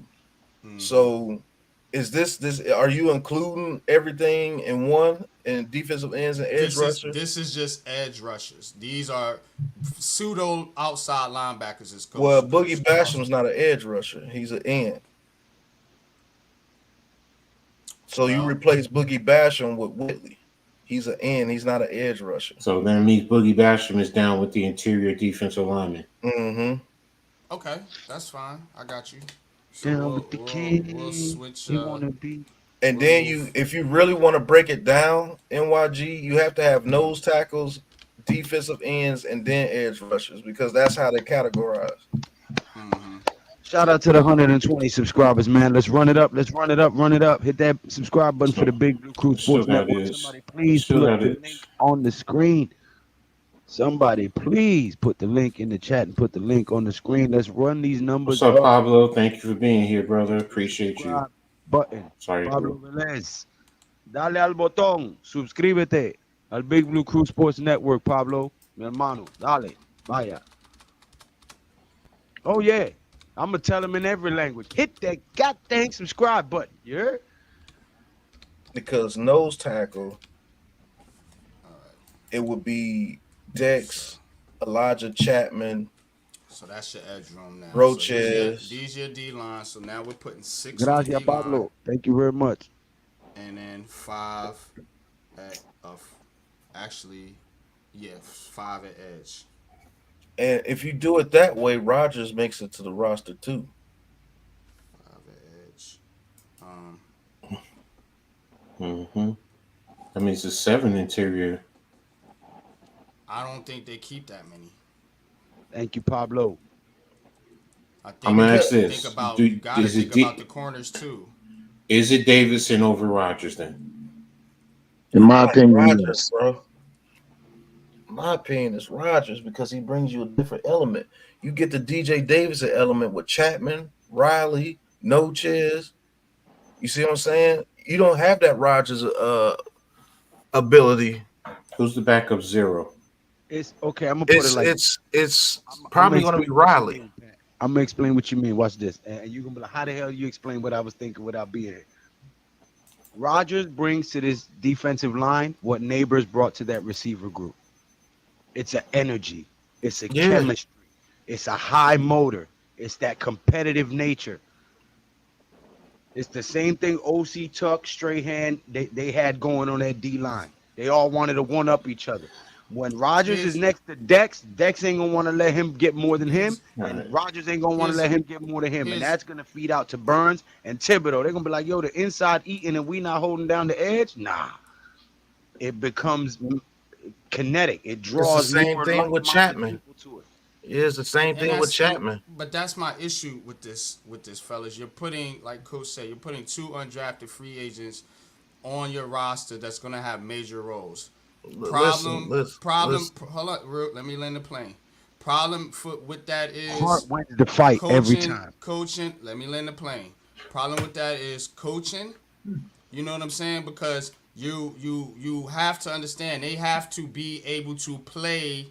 I get it. They have to be able to play within each other. You know what I'm saying? Like they gotta understand the scheme. They gotta understand these assignments. A lot of these other players that you're talking about cutting, they do have experience in the NFL. We talking about undrafted free agents. They look great in preseason, and I like KC Rogers. But now you're gonna be relying on Elijah Chapman and KC Rogers to play major parts of your team. And do you know those guys are ready for sure to go up against NFL level talent? Just give me a second. Give me a second. That's all I'm asking. Give me a second. You got it. The reason why you're allowed to do that with them is because of Dexter Lawrence. You see what I'm saying? You're not asking them to be Dexter Lawrence. You're just asking them to be a helpmeet to him. They don't have to be a superstar in order to do that. I have more faith in Elijah Chapman over Nunez Roaches, and he's a veteran out of this world. But Chapman has been outplaying him the whole time. So has Rogers, if you really want to look at it. Yep. That's why I have Boogie Basham on the team. Boogie Basham's a veteran. He can teach them how to do things. And Boogie Basham, I've never liked that dude at all, but I'm not a hater. That dude's been playing. He's been getting in there. So I got to give him his props. You have veterans around these guys to teach them, when you do this certain thing here, don't over pursue that because you're going to allow Dex to get blocked on the back end. Just stick to your gap and then explode when he gets to the line of scrimmage. Pause. You see what I'm saying? You have guys on the roster that could do that for them. Are you depending on Jordan Riley to come in and play major minutes? No. But I will put Jordan Riley in there when I think my defense and my edge rushers need a jolt in the arm of energy. That's the dude. He's the dude that's going to get up clapping, and he got ran over by 2 people, but he's happy that somebody else was make the play because he did his job. That's the kind of guy. And DJ Davidson has been playing the whole time, and he's been a ghost for the most part. True. Coach. You see what I'm saying? Go ahead, Coach. Let Coach get in there, and then here's one of the things that we haven't considered. DJ Davidson also is on FGXP. I'm sorry, field goal extra point. Mm-hmm. So those other guys can also take his place there too. So DJ Davidson and Jordan Riley are almost literally the same type of player. We even said it last year. and we all felt comfortable with Riley over Davidson. Part of that is Davidson's injury history, but when they were both in there, Riley just seemed to play better than Davidson. And they all both of those players, to Pat's point, are very similar to Nunez Roches, except Jordan Riley can give you a better push in the pass rush, which gives you Chapman, which also gives you that push in the pass rush. So it's like, okay, who's the better run defender out of those guys? Jordan Riley. I need my run. Oh no, I don't. It wouldn't to Nacho in there. It's going to be guys, Nacho first.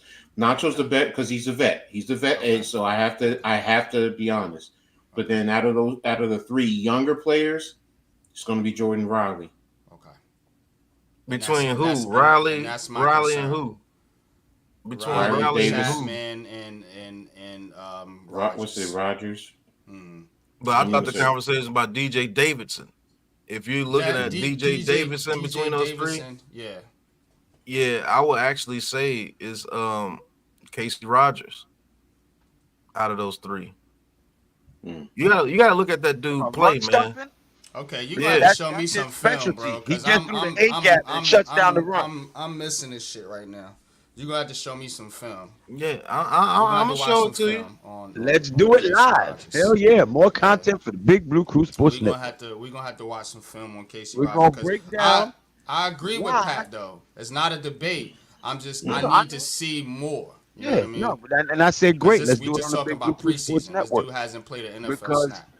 We'll not only show you why we have this stance, but the other people who gonna come in and hate and not have a logical discussion about it like we're having, the people that's gonna come in and hate, we can refute it before the hate even comes as to why we think Rodgers would be better suited for that role.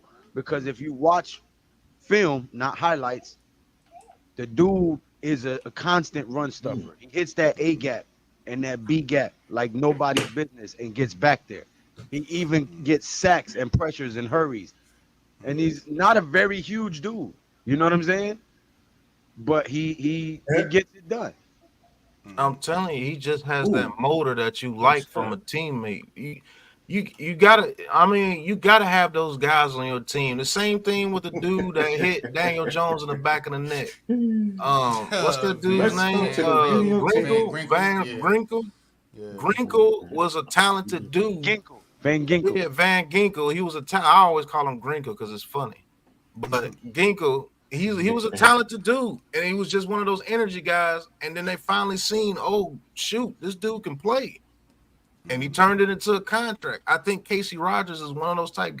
You always have one of those guys on your team that's just a live wire. Like you put them in there. What do they call them now? Tryhards.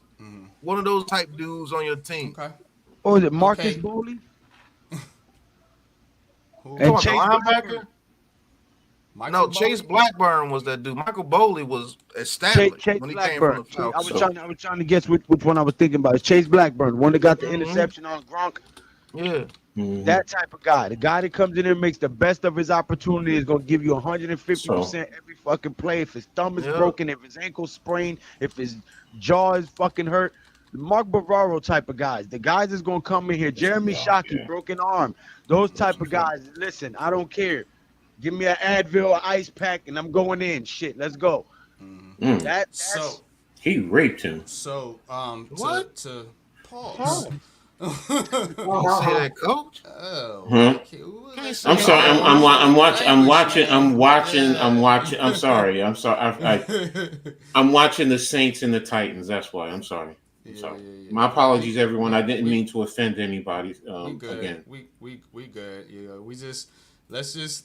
Yeah, I know. Through. We almost 2 hours in, so I want to get through the rest of this. This lineup. Yeah, I forget. I'm a coach. Damn, man. I know. I gotta remember. I'm working on my language too. We all are. We all. I know. We all. I'm the last one that can complain or talk junk to you. So yeah. So but before I move on, so I do want to get E's opinion on this because he been sitting over there in the cut chilling. Yeah, I've just been listening to what the brothers is talking about. That's all. I mean, this D line and this O line. See, I put Casey Rogers in there because Pat made such a good point. Just like, don't do that. just you like, put him on there to just shut like. me up. No, No. Miz made a good point about it's like this is like a war room kind of like. So Miz made a good argument to cut DeVito, and you made a really good argument to keep Casey Rogers. So we're gonna put him on the roster. But what's your thoughts about this the D line edge position? Right, this is I my agree. D line right now, and this is the edge Yeah, we got. I agree with both. Fox is going to be a fingers crossed cut, although he did show up, in the last preseason game. He showed some pass rush ability. He's always had that. He's been endorsed by Lawrence Taylor coming out of North Carolina, but his injury status has always put him in a position where your best ability is your availability. And he's not been available as much as needed, so he can't be as advertised. But I agree with this edge group right here.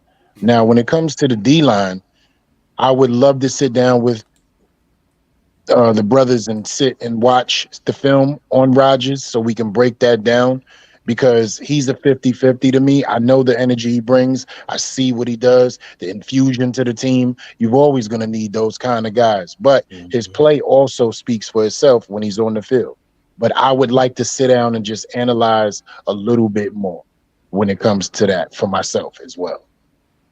Yeah, and I totally agree, man. And I know Pat gonna break it down, so that's why I'm comfortable putting Casey on. Like, my brother knows football. That dude watch film. I know if he's seeing some shit, it's some shit there. Pause. But just quick update on the numbers. You got 2 quarterbacks, 4 running backs, which is 6 wide receivers, which gives you 12, 9 offensive linemen altogether gives you 21. The 3 special teamers gives you 24. 6 interior defensive linemen gives you 27, and 5 edge rushers gives you. Wait a minute, my number. Am I counting right? 21, 24. No, that's 24. That's 30, and 5 edge rushers gives you 35 total. Okay. Interior linebackers. Bobby Okereke, of course. Scott McFadden, Isaiah Simmons. Carter Coughlin, don't think he's going to make it. Darius Masau, draft pick, probably going to be on the roster.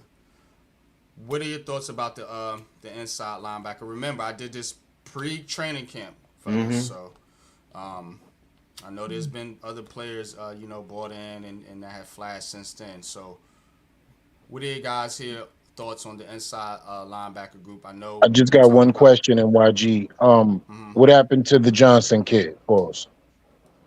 That's what we're gonna talk about. Yeah, this is pre. Yeah, this was, okay. Yeah, this was pre-training camp. So before any training camp happened, we did this 53-man roster projection. So that's why I like to do one before training camp, then after training camp to see how much it changed, so we can actually evaluate who's been showing up, during these training camps. And the roster projections are going to reflect that. So Carter Coughlin hasn't done anything. I don't think he makes the roster. So I'm going to go Carter Coughlin, special teams, core special teams. He's on. He makes the roster. He's core special team. Yes, he's on. When I say core, he's on kickoff. Kickoff return. So he's punt, gonna make punt, it. He's return. gonna make it as a. He's like a lone snapper. He has the permanent position. And I think that's why I had him on the roster to begin with, because of special teams. Because he never plays linebacker. Carter Coughlin. He never plays linebacker. He's never gonna play linebacker like that, but he's gonna be the leader on the special team. Get paid. He said, "Whatever you need me to do, I'll figure it out." Yep. And then with the loss of Cam Ward, Cam Brown, we can't lose Coughlin too. That's 2 captains on the special teams. All right. So, are we good with who we got? You got Bobby O, McFadden, Simmons, Coughlin, Morehouse out. No, you got to put Deontay Johnson on there too, unless he's hurt. And this is the problem that we're gonna run into when you added all those D line and edge people. Now you're gonna be thin when we get to corners and safeties and linebackers. Yeah. Well, you have 18 to play with. You have 18 numbers left to add to the roster. Just so you You give gotta you an go through update. safeties, cornerbacks, kicker, punter. So 6 right now, games. if you did 5, that means you have 13 players left for the cornerbacks and the safeties. So I'm also making you keep numbers in your head. So if you So- got 13 left, you can add Deontay Johnson to have 12 left for the corners and safeties. Because I don't think you're gonna keep more than Yeah, absolutely. I don't think 6 you keep more than corners 8 and 4 DBs, right? safeties. Right. You Yeah, don't keep 6 more than corners 8 and 4 DBs. safeties and the Right. kicker punter. That's 12. That's it right there. That's why I asked about special teams earlier. So special teams is already on, so you don't have to worry about that. Oh, so you already had kicker punter on there. Yep. Yeah, he added them already. So you still got, if you add That's him, why I you said still got 18. 12 for cornerback and safety. We got we're not 30. adding So them, We right? got 39 right now. With these guys or without the inside before linebacker? you do the linebackers. So 39 is Wait a minute. Then my numbers is wrong. I have 2 quarterbacks. I have 4 running backs. That's 6. 6 wide receivers is 12. 9 offensive linemen means it's 21. 3 special teamers is 24. 6 interior defensive linemen is 30. 5 edge rushers is 35. Where's the other 4 that you missed? The tight ends. The tight You didn't ends. count those. You didn't count the tight ends. I thought 39. you was like, because I'm like, how in the hell can we? Put I thought that was light 9, too. like 12 All right, defensive that's backs fine. on That's the fine. roster. That's fine. 1, And 2, it's 3, it's 4, how many? 5. So you That's got fine. 30. So You it's got 39. you got 39. Okay, that's you fine. got, That's my fault. That's my fault. and then you got to count the kick. You said special teamers already. Yeah, I right? said special Yeah, teams. he said So you special got teams. 14 people between inside linebacker, cornerback, and Okay. safety. Now the numbers is starting to match up. Okay. Okay, so yeah, that's going. So the That's gonna be linebackers tough. right now, I already Let me have ask you kickers on this. QB, bro. Let me ask you this, because Carter Coughlin's staying, Isaiah Simmons, Michael McFadden, Okereke, they're staying. With the way Deontay Johnson was playing, do you feel he's better than Muasa? Absolutely. Even though because he's young. We hadn't a chance to see. Are we gonna play politics or are we gonna keep it real? We're gonna keep it real. And Masal goes to the Johnson practice has squad. to be on this roster in front of Muasa. Damn right. Ken Johnson plays special teams. Yes, that's where he started. Okay. Yeah. And Masal goes to the practice squad. Masal to the practice squad. Got you. So that's why I asked, are we gonna play politics or we're gonna keep it real? Because politics is gonna keep Muasa there because he's a draft pick. First of all, give a damn about that. How many linebackers are we keeping? It looks like we only can keep 5. We got 5, 5 6, from 5. 5 from 14 leaves 9. Yeah, so that means so it's 9 defensive backs. So one of the defensive linemen is going to have to come off if you want to keep 4 goes safety. Back to the numbers game. That's exactly. what I was saying with KC Rogers, it's going to be tough for him because of the numbers. If you want to keep 4 safeties, which we're going to do more than likely, then Rogers will be off. 9 and 4 safety. That means you leave 5 cornerbacks, which let's see what we got when we get to the corners. So right now we're at 5 linebackers. We're at. We got 1. That's what we got. We got what? Where we at now? With you the said 5 linebackers. We have 44, so we got 9 people left. So we got 9 left. All right, so this is what I had initially with the corners. Sorry. Tay Banks, you good. Phillips, Flott, McLeod, Hawkins, Darnay Holmes. 1, 2, 3, 4, 5, 6. I can't even complain with that. Unless one of those veterans show like long. What about Trey Herndon? That's what I'm saying. Let's Trey Herndon show over Holmes. No, I'm putting him over Hawkins. Banks. Not Banks. Yeah, Banks is Banks on. is up there. He's the first one. Banks, Phillips, Flott, McLeod, Hawkins, Holmes. I'm keeping.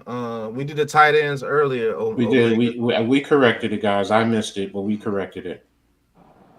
Trey Hawkins, you taking him off and putting Trey Herndon if you feel that he's a better cover corner than Trey Hawkins, which I can really see. I can't see that he's not a better cover. Yeah, he's terrible. And unfortunately, Darnay Holmes, unless he's hurt seriously, will make this roster as well because you have to have a backup nickel.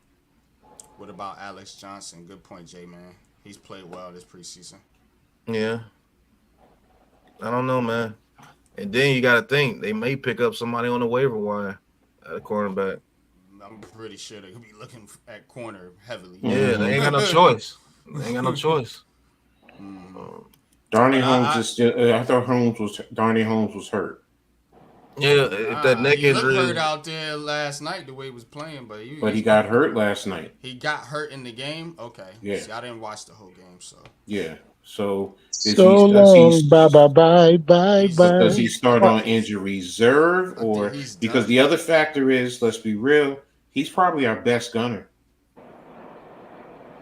He's probably Darnay Holmes. I don't know why that kid just as a gunner. He's always down there so damn fast, and he's always in proper position. Let's keep Holmes on there. Let's take Hawkins is terrible. Every time. Well, what is his injury, if you mind me asking, Coach? I get sick, bro. It was a neck injury. He got an emotional hurt injury, his feeling. I cut all those guys. How about that? I cut that entire corner crew right there. All of them. Everybody. Bye. See you later, yo. Like that? How about that? Like that? How about that? All right, you keep Flott. You keep McLeod. You can't get rid of decisions off emotion, man. You cut Hawkins. You got to cut somebody. So you keep Flott. You keep McLeod. You cut Hawkins. I don't know. You got to bring in somebody, though. I'm with you, man. You got to bring in somebody. Is Javarius Owens a casualty? He's a safety. So we haven't even touched that. Right. Oh, okay. That's funny. That's funny. That's a good one. You already know where I was going, Coach. Yeah. You know where I was going. Yeah. You gotta. I've been saying this for a long time, and he's still out there. You gotta call Adoree and get him in here this week. I don't know what. Yeah, I believe that too, man. I'm with you 1,000%. I'll be honest with you, fellas. I'll be honest with y'all, man. I truly believe they're going to go into the season with Cordell Flott and Nick McLeod. Oh my God! Get our asses cut too. That's gonna be some week one. We're gonna see. It's gonna be. We dealing with that. All right. Y'all done seen what's been going on with McLeod and Flott. Look, they haven't given us any indication that they are worried about that position. They haven't given us any indication. 5 cornerbacks. We're all worried about it. They worried. 5. We're not. 5. This is what they did. This is what they did last season, right? When it came to the offensive line, they felt they weren't worried about that position, and they made history. Go ahead, 5 cornerbacks, right? Actually, that's 6. 1, 2, 3, 4. He has 5 on the. Oh, he just cut Trey Hawkins. Okay, so 5. So you didn't even put one of the veterans in there. You didn't put Johnson on there, Alex Johnson, and no one, right?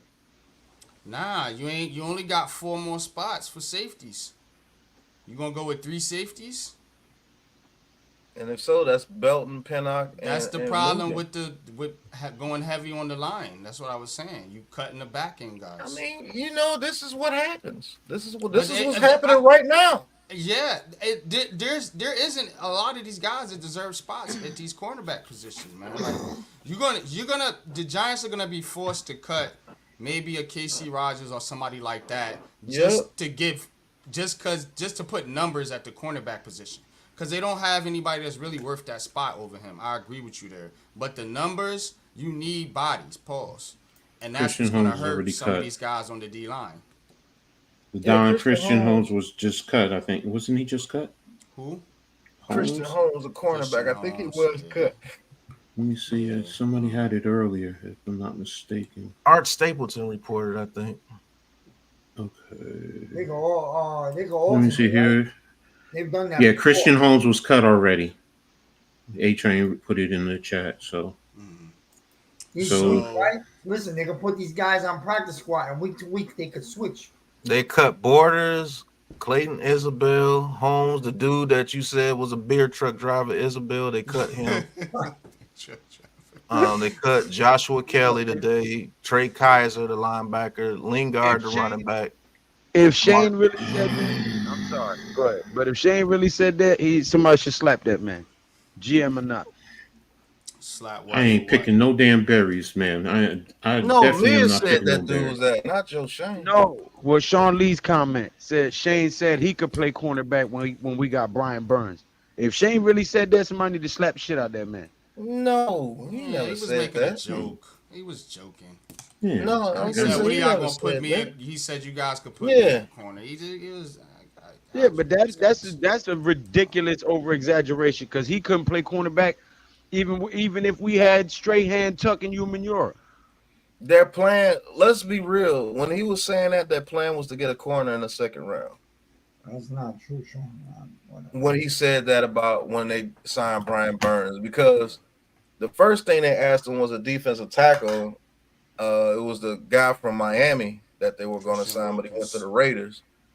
Yeah. And then he was like, "Okay, well, how you feel about Brian Burns?" He was like, "Hell yeah!" And so he just joked, "I guess I have to play corner for you," because you see, that's the conflicting thing. Because I know they have a cornerback issue. It's documented. We've That's what I'm seen it saying. Just They don't know, want to let bro. it be known that it's an to issue. everybody else. Yeah, I guess That's what so. it is. I think they're trying to make a move behind the scenes.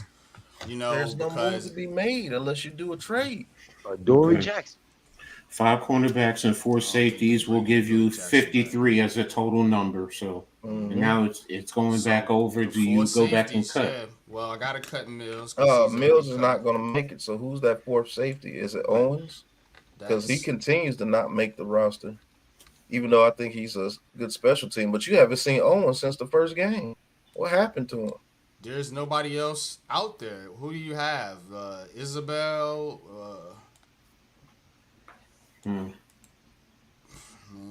I understand where you're coming from, Sean Lee, but during that Hard Knocks, it showed that they were targeting 2 corners in the second round before Newman. So that's a proven fact that he knows that Owens in there, yeah, just because I don't think Who are the other anybody safeties? else. Who are the other safeties currently on the roster right now?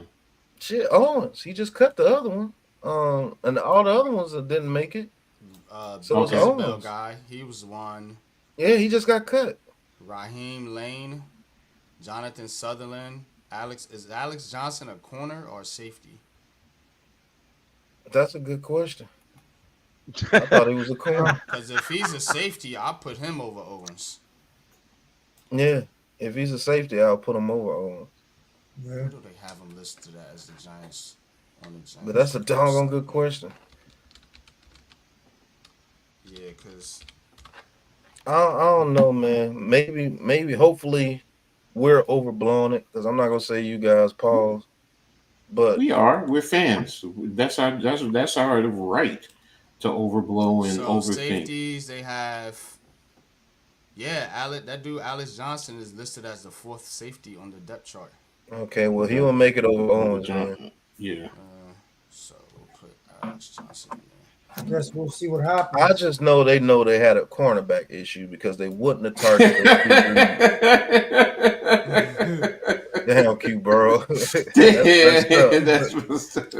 That's messed up. That's cold turkey, real cold turkey. So that just shows you the God has a sense of humor, my brother. So somehow we made it work. Fellas, somehow we made it work. Let's look at our roster projection. The official Big Blue Crew as a group roster projections. I know you guys are probably going to make your own individual videos, but this is what we got as a group. Mm-hmm. Starting quarterbacks, Drew Lock, Daniel Jones. We got Singletary, Tyrone Tracy. Daniel Jones, Drew Lock, because people will clip that and come after you and be like, you had Drew Lock starting over Daniel Jones.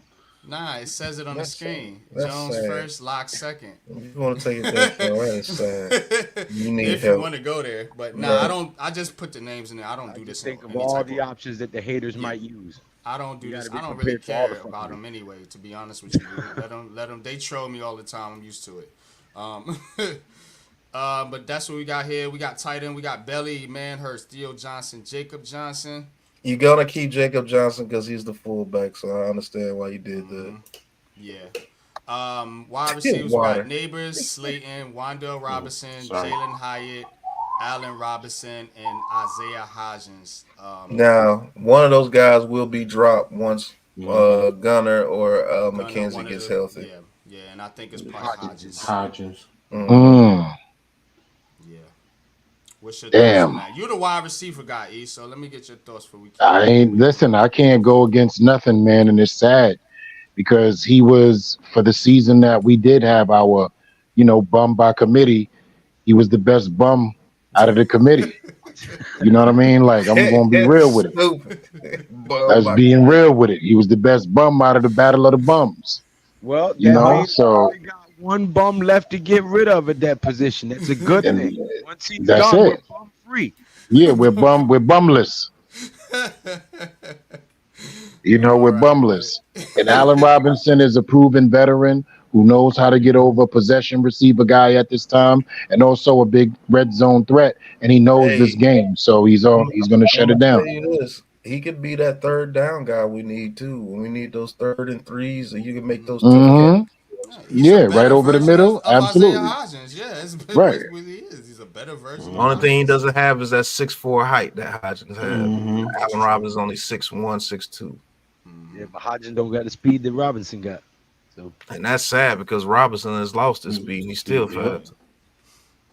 O-line, Thomas, Runyon Jr., John Michael Smith, Jermaine Illuminor, Evan Neal, Aaron Stinney, Jacob Kubas, Josh Azudu, Greg Van Rotten. Any complaints there?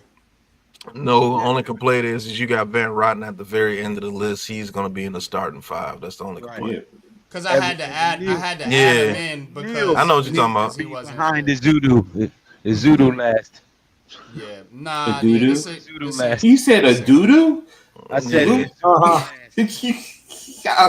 Oh, okay. I thought you said a doo-doo. That is a good nickname for him, though. He doo-doo. I mean, he doo-doo. Evan Mill and Joshua Doodoo. Okay, we killing it now. Killing me small.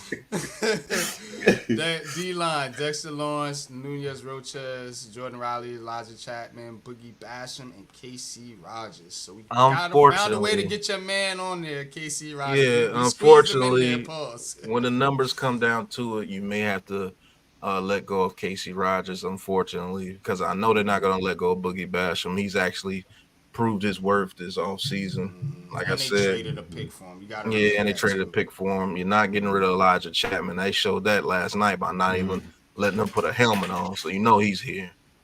Jordan Riley has shown that he still can be developed. You're not going to let Nunez Roches go because he's the second veteran. So, yeah, unfortunately, Casey Rogers, when it comes down to it, the numbers might not allow him to be on the roster. But in the Big Blue Crew Sports Network, he's on the roster. Yeah, for now. Hey, listen, we might run with 3 backs and keep him, so you never know. You can't get rid of Turbo Miller. Simons at back as a de facto nickel too. So remember, they keep that in mind too. And that's still the numbers game though, because that still pushes it to 6. But it takes away an inside linebacker. So you know what? It might work out. You never know. It might work. Burns, Tibbs, Ojulari, Benton Whitley, and Tamon Fox. I'm scared that's for perfect. Fox, man. Yeah, that's perfect. But Azeez Ojulari, if we are looking to get a corner in trade bait, in a trade, he's the trade bait. He's the one that has the most clout to the trade, to be honest with you. And he will probably have to be included in any trade that we do for any one of those cornerbacks. So I just want to state for the record that if this roster turns out the way we just did it here, that's another prediction we got right for you hating ass. No. Hit that subscribe button for the Big Blue Sports Network. Stop being a ninja watch. You heard? Okereke, McFadden, Isaiah Simmons, Carter Coughlin, Deontay Johnson. I'm cool with that group. Yeah, all those guys you can't lose. Yeah, facts. Deontay Banks, Cordell Flott, Nick McLeod, Andrew Phillips, Trey Herndon. I am not cool with that group. They need some help.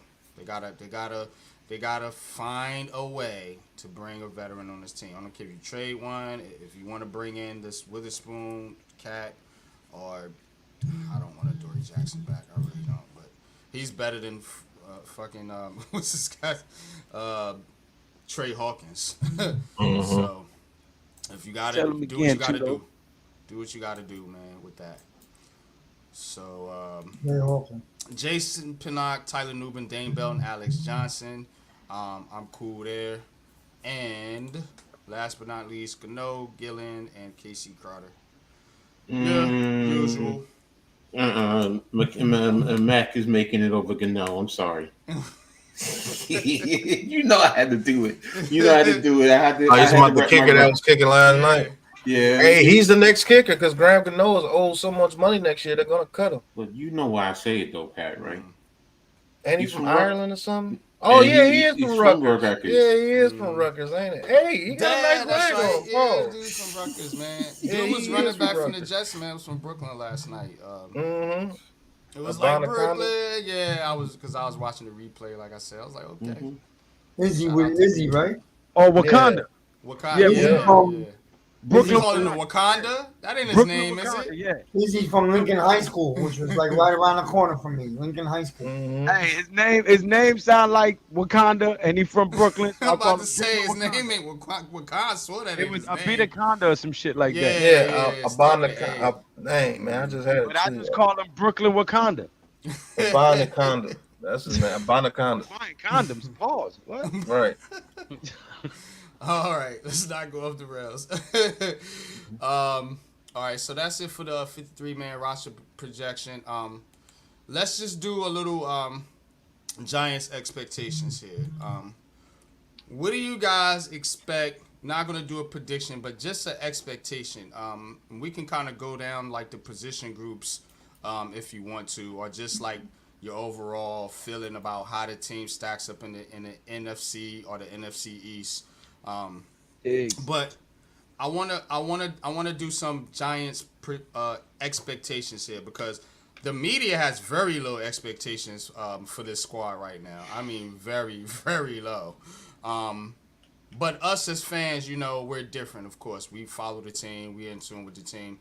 What are you guys' expectations? Not what they're going to do or what you think's going to happen. What is your expectation as a fan for this year for the New York Giants? Just you guys personally. Big Dash. Big Dash. What's up, Dash? Dash, Coach, you got the chat? Mm-hmm. Okay. We went with 9. We ended up going with 9 linemen. I could throw it back up there for you real quick. Just go ahead. But yeah, those are the linemen. Thomas Runyon, Michael Smits, Jermaine Eliminator, Evan Neal, Aaron Stinney, Jacob Kubas, Josh Doodoo, and Greg Van Roten.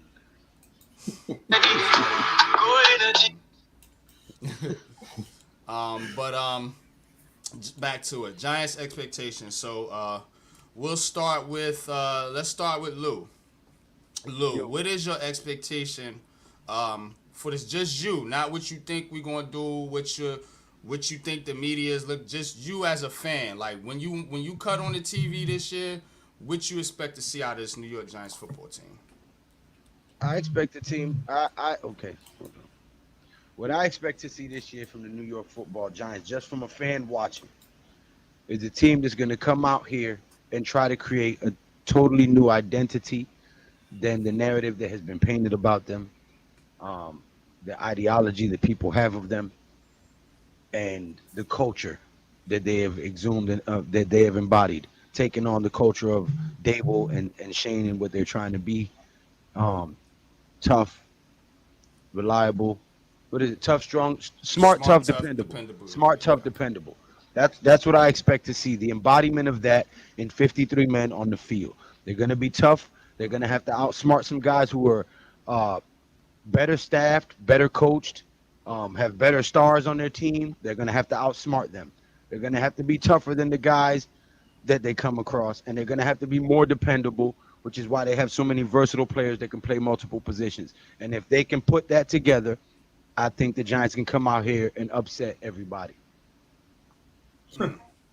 Okay, that's fair, man. That's fair, and I do like what you said there by going off the coach's motto: smart, tough, dependable. That's what they want. That's why you got guys in here like Neighbors, Illuminor. They're bringing that toughness, that dog mentality. You know, smart is one thing too. We see a lot of dumb shit out the Giants players, man. Like be football smart out there.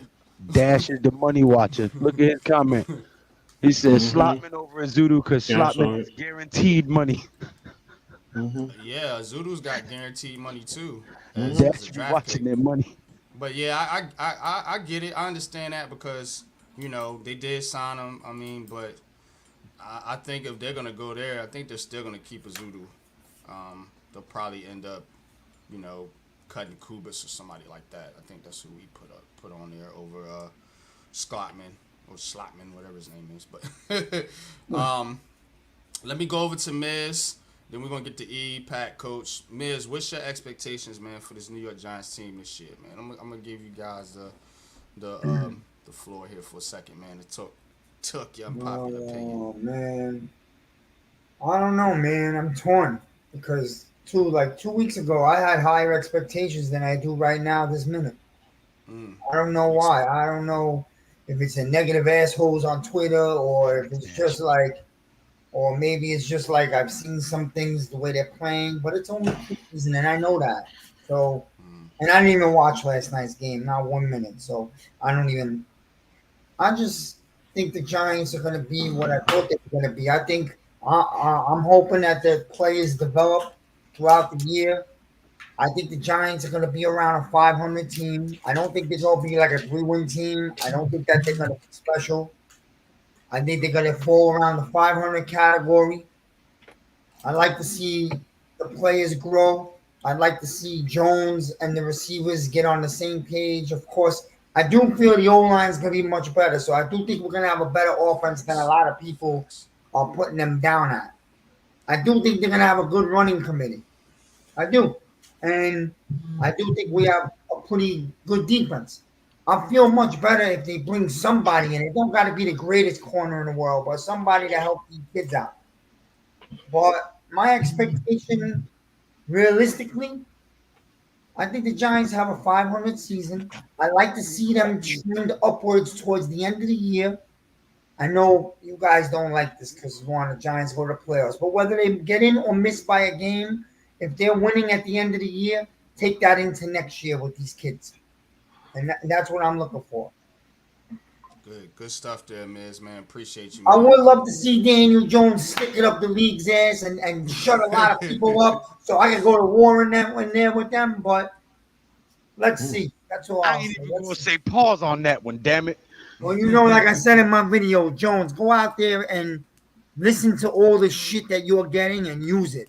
If he's the real deal, real deal players, I noticed from when I was younger, they use that shit as gasoline. So let's see. Yeah, man.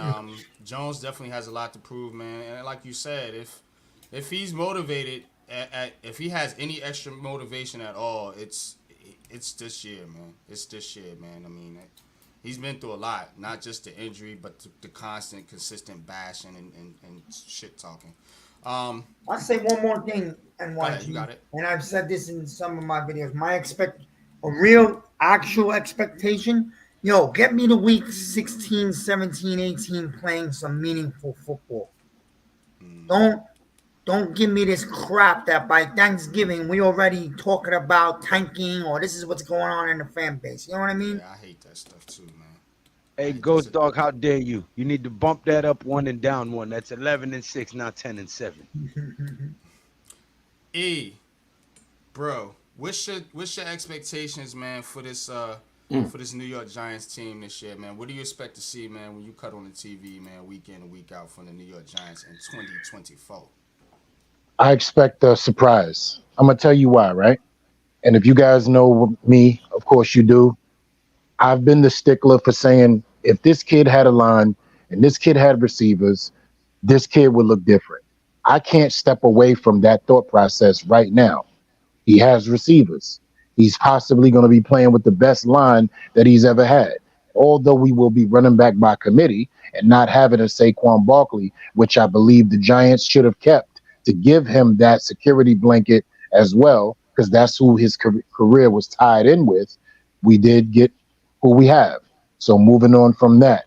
But when I turn on my TV, I expect a lot of haters to be angry because he's been making them mad for 6 years. But this is the year that he makes them extremely angry to earn his contract. Could I be wrong? Absolutely. But do I think I'm going to be? It has to be proven.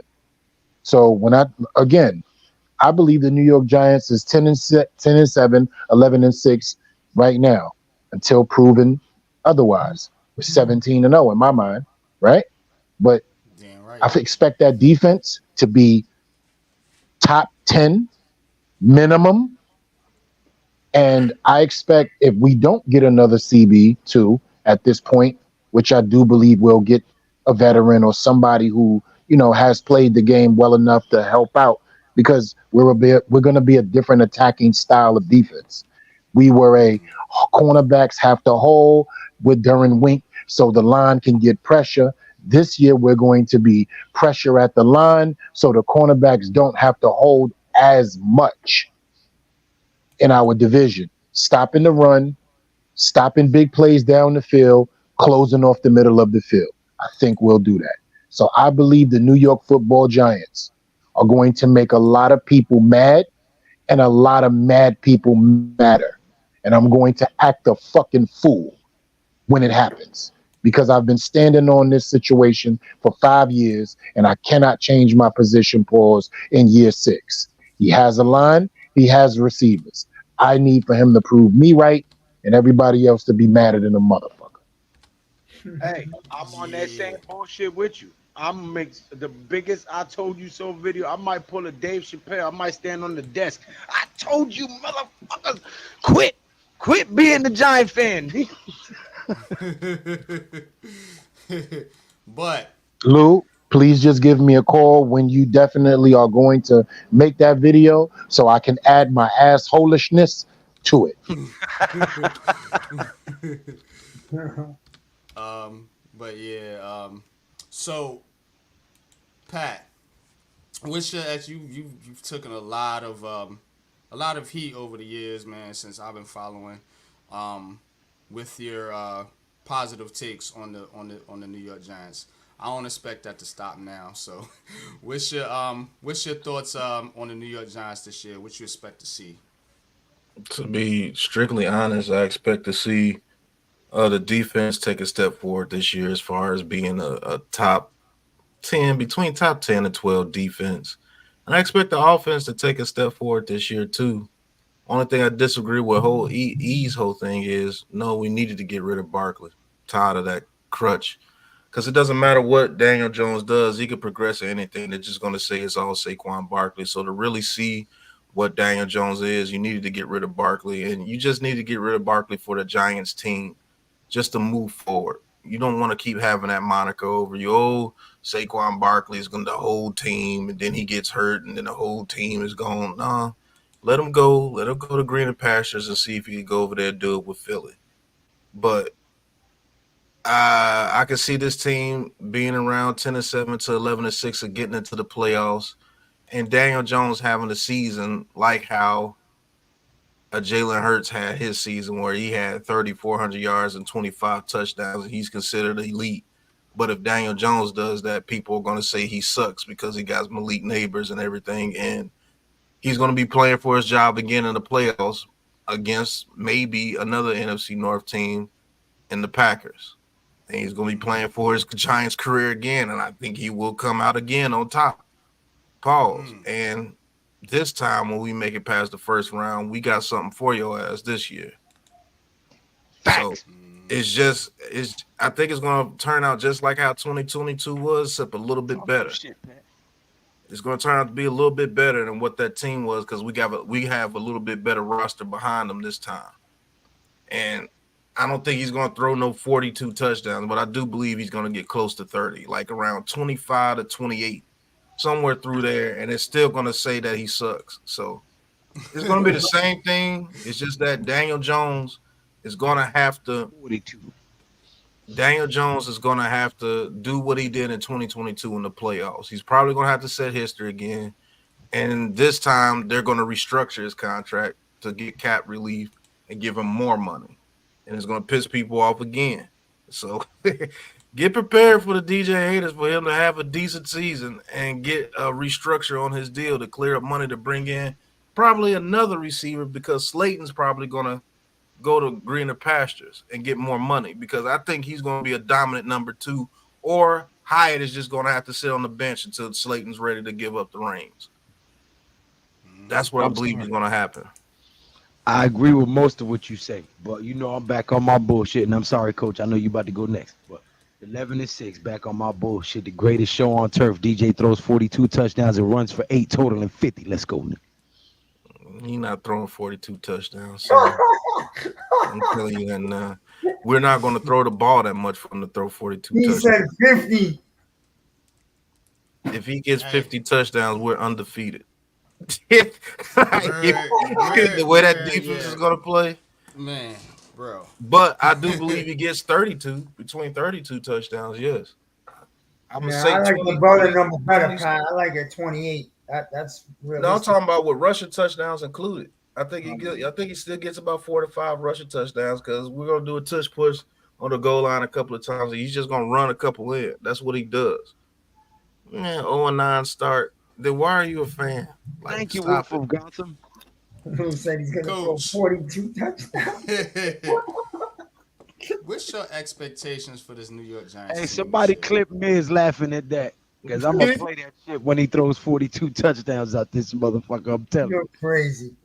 You are crazy. Go ahead. I've been called much worse by much better people, sir. Just remember, even in a dome, he's not throwing 42 touchdowns. I got news for you.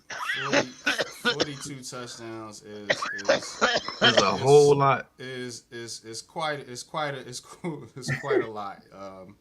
To be honest with you, I mean. I know 42 is a little extreme, but shit, I'm gonna cheer for my quarterback. I'm not gonna cheer for him to lose.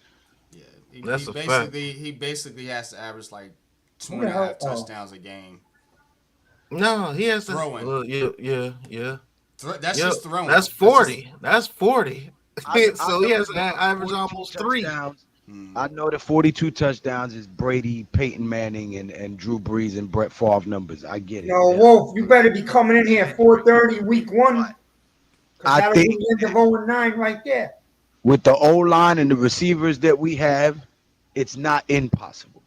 No, it's not impossible at all. It's not impossible at all. You could have a Odell Beckham season like where Malik Neighbors just goes off and gets double-digit touchdowns, and then you have a guy like Slayton possibly get double-digit toucdowns, you know, and then you get a few from the running back, a few from the tight ends. I mean, it could happen, but.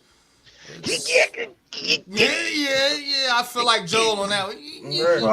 I definitely see him getting close to 30 touchdowns. Though. I do. Can I say something to you, brothers? The one factor that nobody, not you guys, I'm just saying nobody, period, factors in is the defense is going to give him more opportunities this season to score. Facts. So he will have more opportunities. Yeah. That's I'm with you guys. I'm with you in the 30 range. 4 or 5 on his own, right? With his legs, pause. 24, 25 in the air. Mm-hmm. That's an equivalent of 30. Yeah. That's why I say I definitely think he can get 30. Right. Defense is going to make stops to teams that don't have a dominant offense down when they punt, short of field. Now, I will say this, the only way he doesn't get that is if we get in the red zone towards like the 3 to 2 yard line a whole bunch, because Dable's going to run the ball when we get that close because he has faith in his offensive line now as far as picking up those short yardage situations. So he's going to run the ball a lot when he get that close to the goal line. I will say that he better get his touchdown from the 10 to 12 because he get there to the 1, he's not doing no play action. He's 4 runs. Let's go. That's what's going on. Because of the fact that 1, he's coming off major ACL surgery. 2, you have running backs by committee. 3, you have an offensive line that is going to make holes at the line of scrimmage in the red zone. So most of what Pat is expressing is that the green zone is going to have to be his money zone. Yep. And between 20 and 10. And you have a running back who was formerly a wide receiver. So he would much rather you either hand that ball off or throw it rather than you trying to run. Absolutely. So my question is, we're all on the same page with that. And thank you for allowing me to add that nugget about the defense giving us the ball back and him having twice the opportunities that he's ever had in his career. Well, I said that the other day, but yeah, on this conversation, you brought it up. Yes. Thank you. I wasn't around, but great minds think alike. You know how that go, Lou. Yeah. I think they will take I think you will see more play action deep shots from the 50 than we've seen in years. If you know what I mean. Like we get to the other teams 40, 45. They're gonna deep receivers. Yeah, Absolutely, Yeah, absolutely. they take that deep shot and they don't get in the end zone. DJ's not getting a touchdown. It's going to the running back. That's what I'm saying. You Right. have to have that 15, 17 rushing touchdowns for 5 guys. But go ahead, coach, because coach ain't got his chance to go yet. Yeah, what's your expectation, coach, man, for this New York Giants team this year, bro? What you got for us, man? Coach wasn't in no rush. He chewing. No, let me get a raising, coach. Expectation. Your expectation. I don't care if people hate me. My expectation is very simple: an undefeated season and another ring. That's my expectation. Yeah, that's what I wanted. Mm-hmm. Okay, so there's reality, I understand, but as a coach, as a competitor, my expectation is always to win. It's not to lose, to bring some young snot-nosed player in here with putting hopes on him leading us to grandeur pastures. I expect to win right now. But okay, let's be real. Okay, coach. I understand what we've been through. The reality is, floor is about 7. The ceiling is about 11.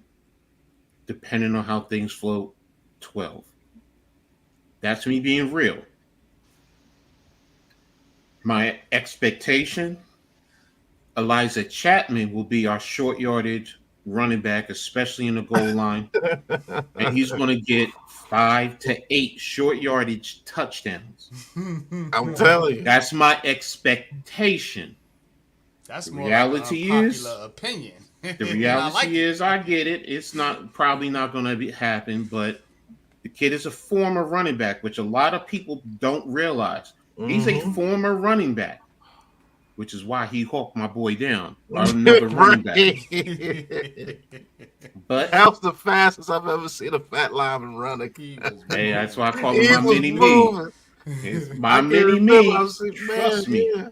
Yo, but that's how it look when you steal somebody pork chops. Right. You gonna do that try to steal your groceries? That's a fact. He was running with the extra gravy. Give him back. I tell you what, man. You line him up on the one and run him up the gut into the end zone, this fan base will go crazy. Right. We've never seen that, really, to be honest. I have.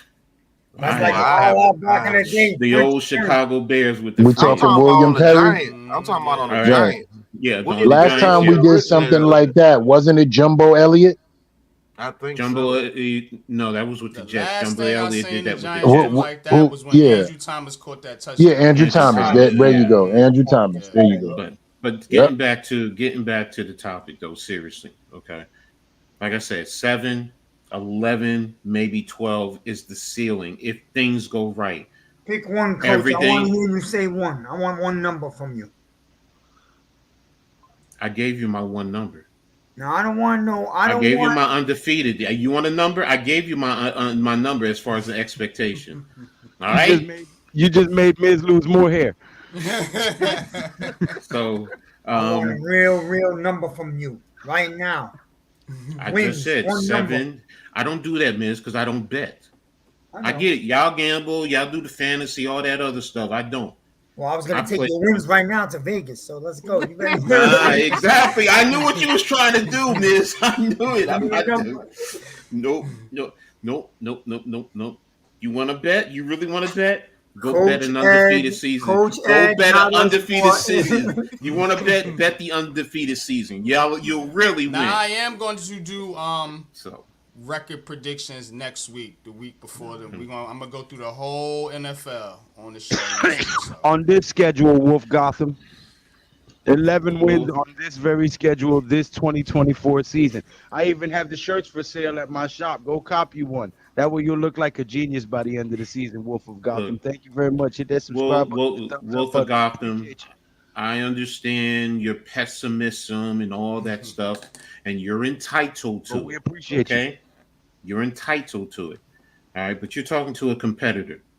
Like if I lined up against you, if you're a former player, my goal is to make you give me snot bubbles. I'm gonna stand over you so I can see the snot coming out of your nose after I hit your ass. That's not always reality, but that's my expectation. To name the wins, I don't care. Just win me the damn game. I don't care who's the quarterback. If Tommy DeVito ends up being the best quarterback, win me the damn game, baby. That's all I care about. You know what, Wolf? I will give you that video this week. I will give you a full breakdown of the schedule, and I will give you where I believe we're going 11 wins and 6 losses. I will give you that video on G Nation Inside Sports, and I will post it on the Big Blue Crew Sports Network as well. Shit, I can give you the wins off the top of my head right now. We're gonna go through the well. I plan on, you guys can do your own videos. That's cool. I plan on going through the W's and L's on the show next week. So you should already know too off the jump. The Commanders. The Commanders, yeah. It's WLs and T's because I predicted a tie 2 years ago and it fucking happened. Lou knows. Well, don't predict one this year, You ruined my 11-6 with that damn tie. Damn tie. But what do you get out of being like that? I can't be like that in my life. Just hope for the fucking worst all the time. It's crazy. Come on, let's keep the show rolling. Yeah, we got it, man. Even if you're Pat, that was cold-blooded. You're right. That was cold-blooded. on Twitter, what I posted, man. I like that. Giants expectations. We got the preseason is over, folks. Looking forward to the regular season. Final cut downs will be Tuesday. Tuesday final cut downs. So we will be diving into that, of course, on New York Giants Full Access with Big Pat. The Big Blue Lounge with G Nation Inside Sports, of course, Thursday night. And of course, me and Coach catch us on Heart of the City Tuesday night.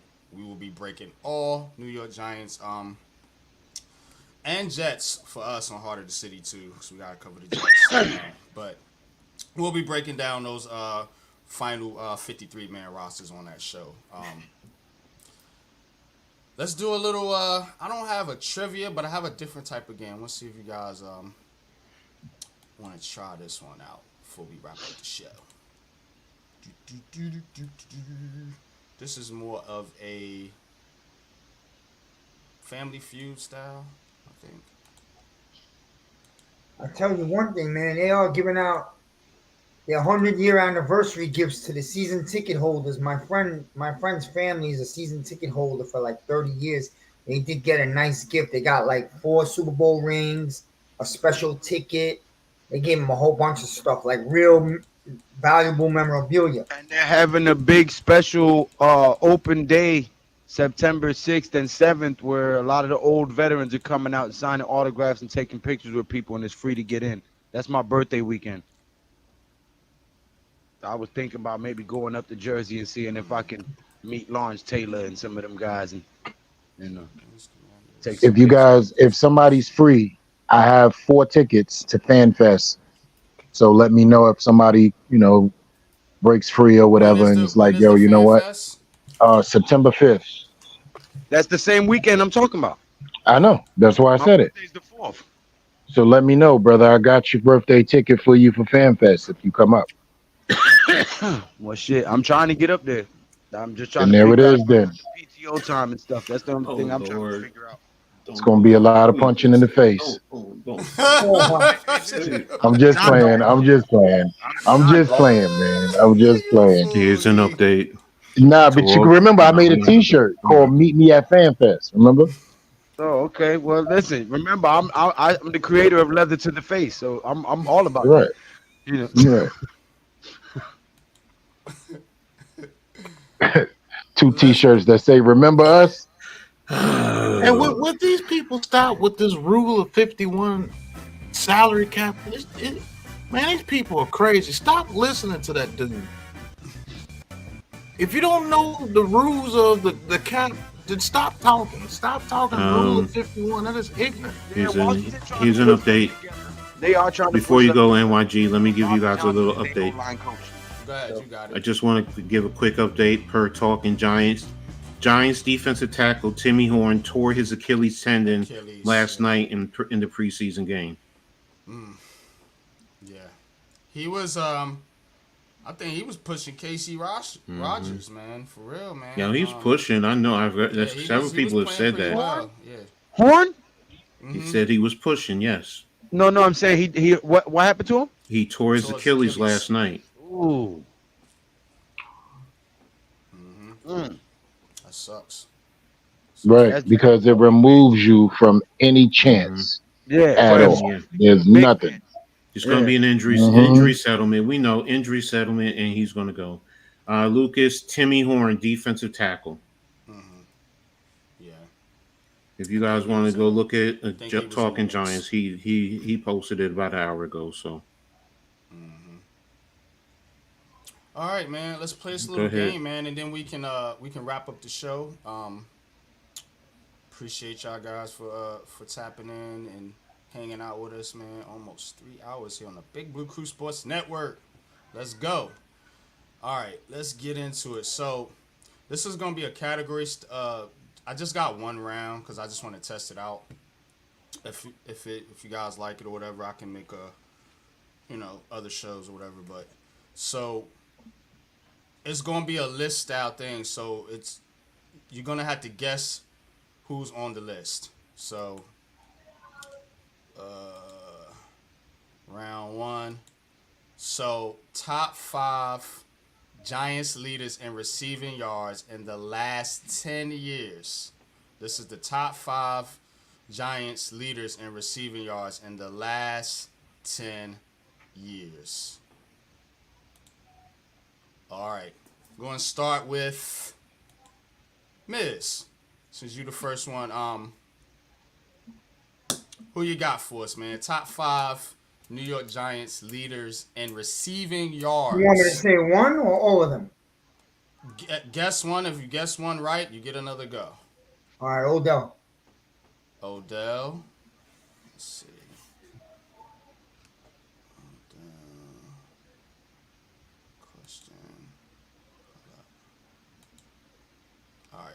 Odell is. I forgot. I was supposed to. Hold on. Give me 1 second. Let me go back. See the answers here. Hold on. Odell's on the list. I just forgot which number he was at. So. 1 second. All right.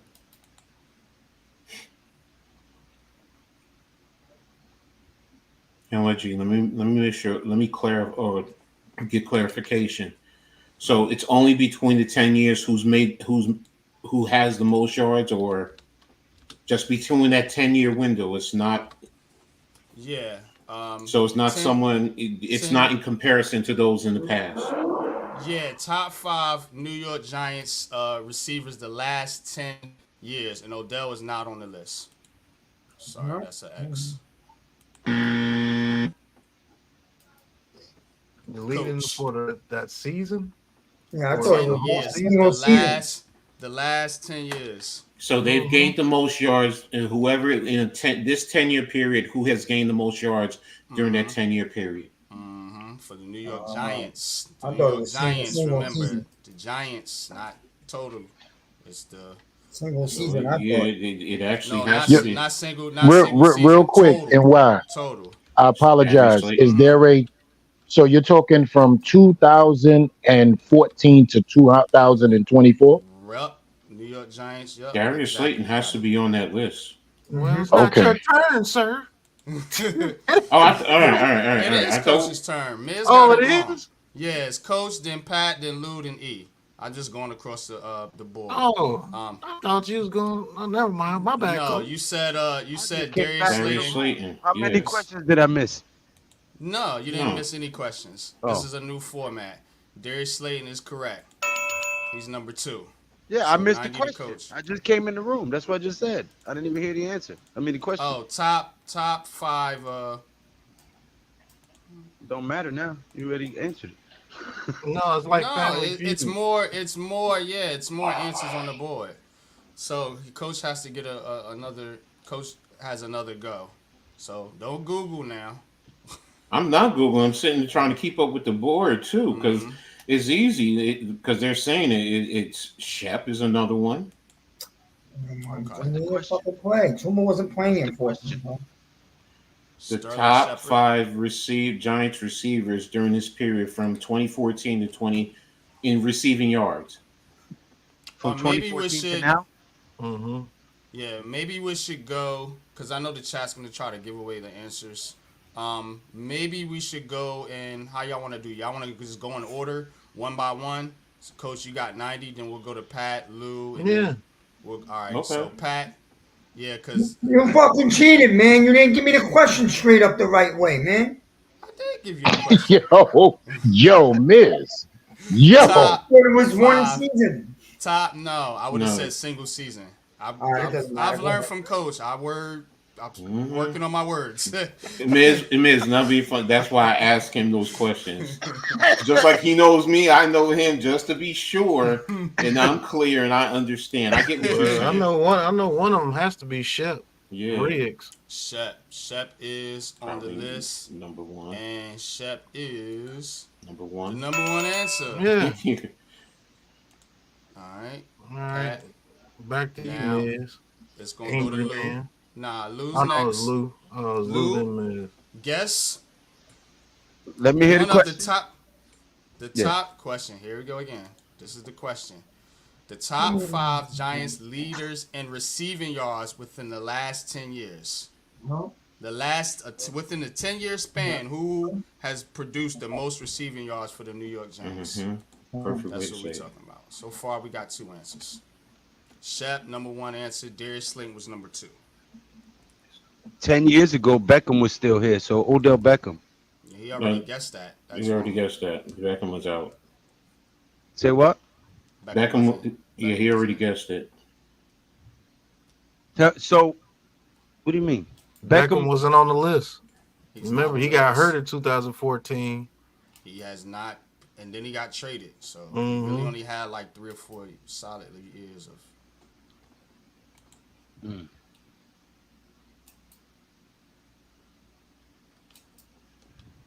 Oh, what the fuck was his name? Dwayne Harrison. Dwayne Harris. No, not gonna be on the list.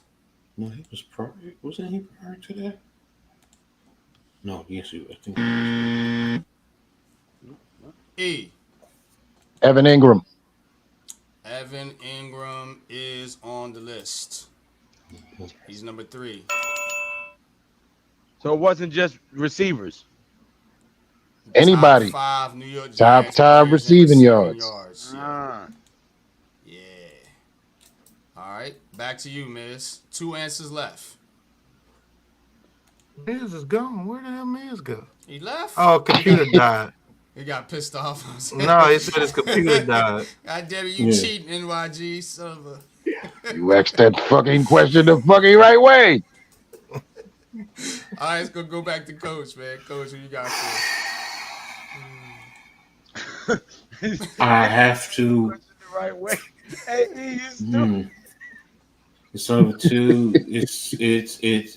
I'm gonna say it. I know someone said it earlier, but I have to say Barkley. Saquon Barkley is on the list. He is number 4. I think I know who number 5 is. They also said it too. Yeah, because they cheating. Yeah, I know. They go in it. Pat. Shit, I ain't paid attention to the chat because I don't even know who it is. It can't be I already know who it is. I don't know who it is. Is it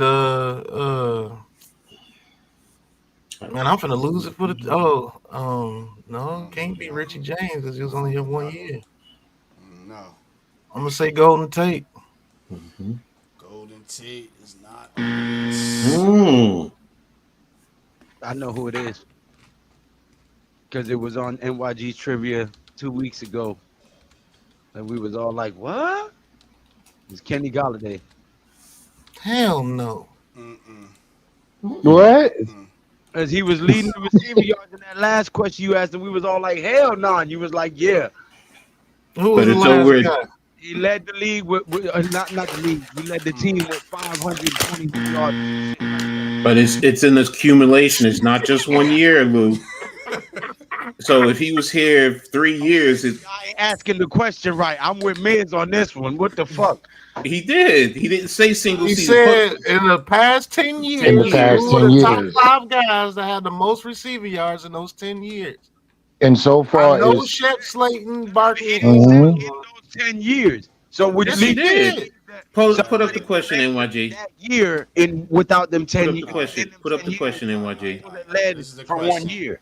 Top Look at the 5 question. Giants leaders in receiving Receiving yards. yards Top in- 5 Giants leaders in receiving yards in the last 10 In years. the last 10 years. So that's 5 different guys who led in yards at some point Not within per the 10 season. years. Not per season. Not It's single over season. the It says 10-year total span. yardage. Total yardage over that 10-year span. That's why I had to ask questions.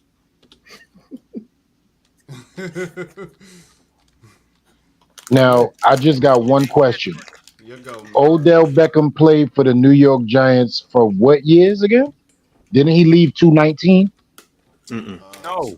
He left 2015. Mm-hmm. I could have sworn he No, drafted him in 2014. Whoa, whoa, didn't wait a we? minute, fellas. No. Odell Beckham left in 2019. Wait a minute. Whenever Dave Gettleman was here. 2016. Okay. We went to the playoffs 2015. We lost. That next year we traded his ass. That's what I'm Okay. saying. He left around 2017. Right. 2015, he was here. So there's no way he didn't leave. Yo, that's what I'm saying. He got at overall least yardage. 2,000 yards. Shoot, Slayton got more than 2,000. I know Barkley got more than 2,000. Well, I know Slayton well- got, Shep got Right. more than 2,000. Shep, the question was, and I should have worded this correctly or differently. Miz, come back. That is Yo, okay. Beckham is on the top 5 list, but I was rushing this and I was trying to formulate it excluding him because it's gonna give you a player that you're not gonna know.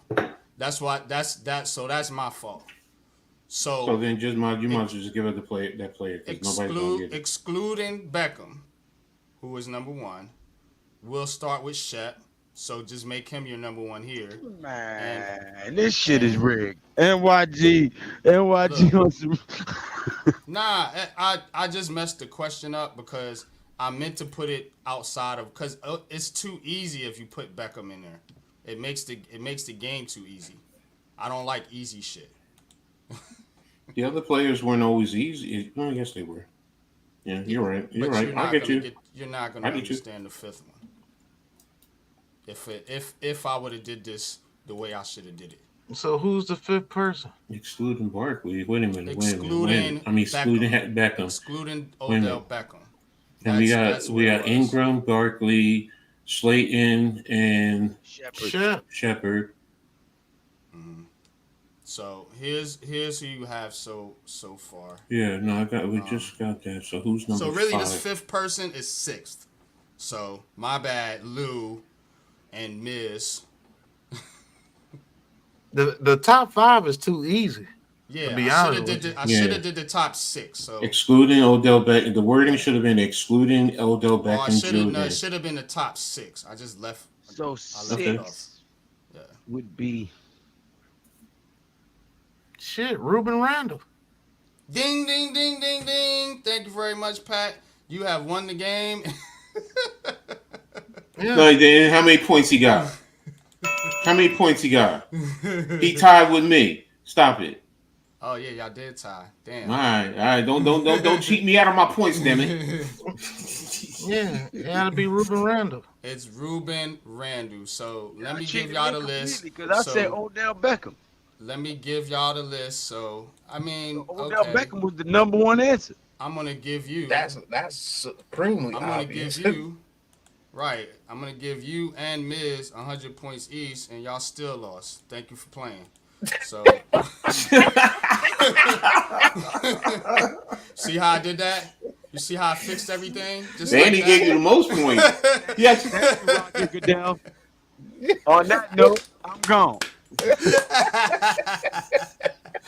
Y'all actually got the most points for y'all answer. Yep. So we had the number one answer. The number one answer is only 100 points. That's why I gave each of y'all 100. Yeah, but at least I got the number. It's a cool question. You should have just worded it. It's Ruben Randall. I'll have a different way. I'll have a different way to do it next time. That's why I wanted to test it out. But it's Ruben Randall. Just so you guys know, the list. Where do I have it? Right here. So Beckham with 5,000, Shepard with 4,000, Slayton has 3,000, Ingram 2,000, Barkley 2,100, Ruben Randall 17, and Golden Tate just over 1,000. He would have been 7th. You know who's 8th? Let me round out the top 10 for y'all. Let's listen to some of these names. Larry Donnell, 900. Larry Donnell is 8th. Tight end. Yeah. Victor Cruz 923 and Will Ty. Victor Cruz is on there. Will Ty He 859. Yeah. Man, get off these receivers, bro. Malik Neighbors change all this, bro. That's sad, bro. Yeah. Larry Donnell makes that list. Larry Donnell. Yep. It's listen. The fact that Victor Cruz ain't played here since 2015. Yeah, and he's still on the list. He's still on that list. Just shows you what our offenses look like. And that's the point I was trying to make. When I do these, I have a hidden agenda in mind, so to speak. And I'm like, you know what? Our offense has not been good for a very long time, and we have not had any good receivers for a very long time. And this proves it. You know, when you got Beckham, who hasn't played here in years, you know, you got a tight end and a running back on your list, and of course, you know, the incumbent Darius Slayton. Yeah, it has not been good for this wide receiver group over these last few years, man. But times are changing, and guess what? We will get better, and we'll get better with these trivia games too. The reason I want to do other type of games is because at some point it's going to be real hard for me to find questions that I haven't already put in the trivia. So I'm like trying to find different ways to crazy different games. But you just come up with receiving questions. You have those for days. You ain't be able to name nobody. And you expect our quarterbacks to be world beaters with that? In the past 10 years, the best receiver has had 5,000 yards total.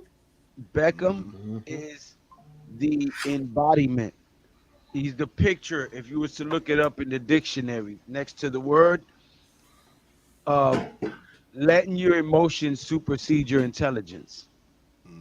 Because if Odell Beckham could have just kept his mouth closed about the shit that was going on that he was speaking out against, and just kept his mouth closed and played football, he'd have went down as an all-time Giant legend, first ballot Hall of Famer. Even if we never fucking won a Super Bowl with him, he'd have been a gold jacket member in the Hall of Fame, Giant for life, Ring of Honor.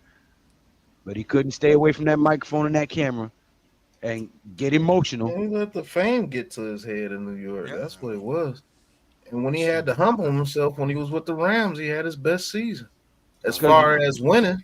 I'm responding to Q-Bro's statement. He said Beckham blew it. Pause. And I'm saying he is the poster child for letting your emotions supersede your intelligence. Yeah, he obviously would have been the best receiver in Giants history at all time. All he had to do was play about 4 or 5 more years, and he would have beat all Toomer's records. So, I mean, it is what it is. Certain people can handle the pressure of all that fame, and some people can't. And now he's just a rental player based off name alone, because he's gonna phase out over there with the Dolphins too. He ain't gonna be able to do nothing over there with the Dolphins. Excuse me.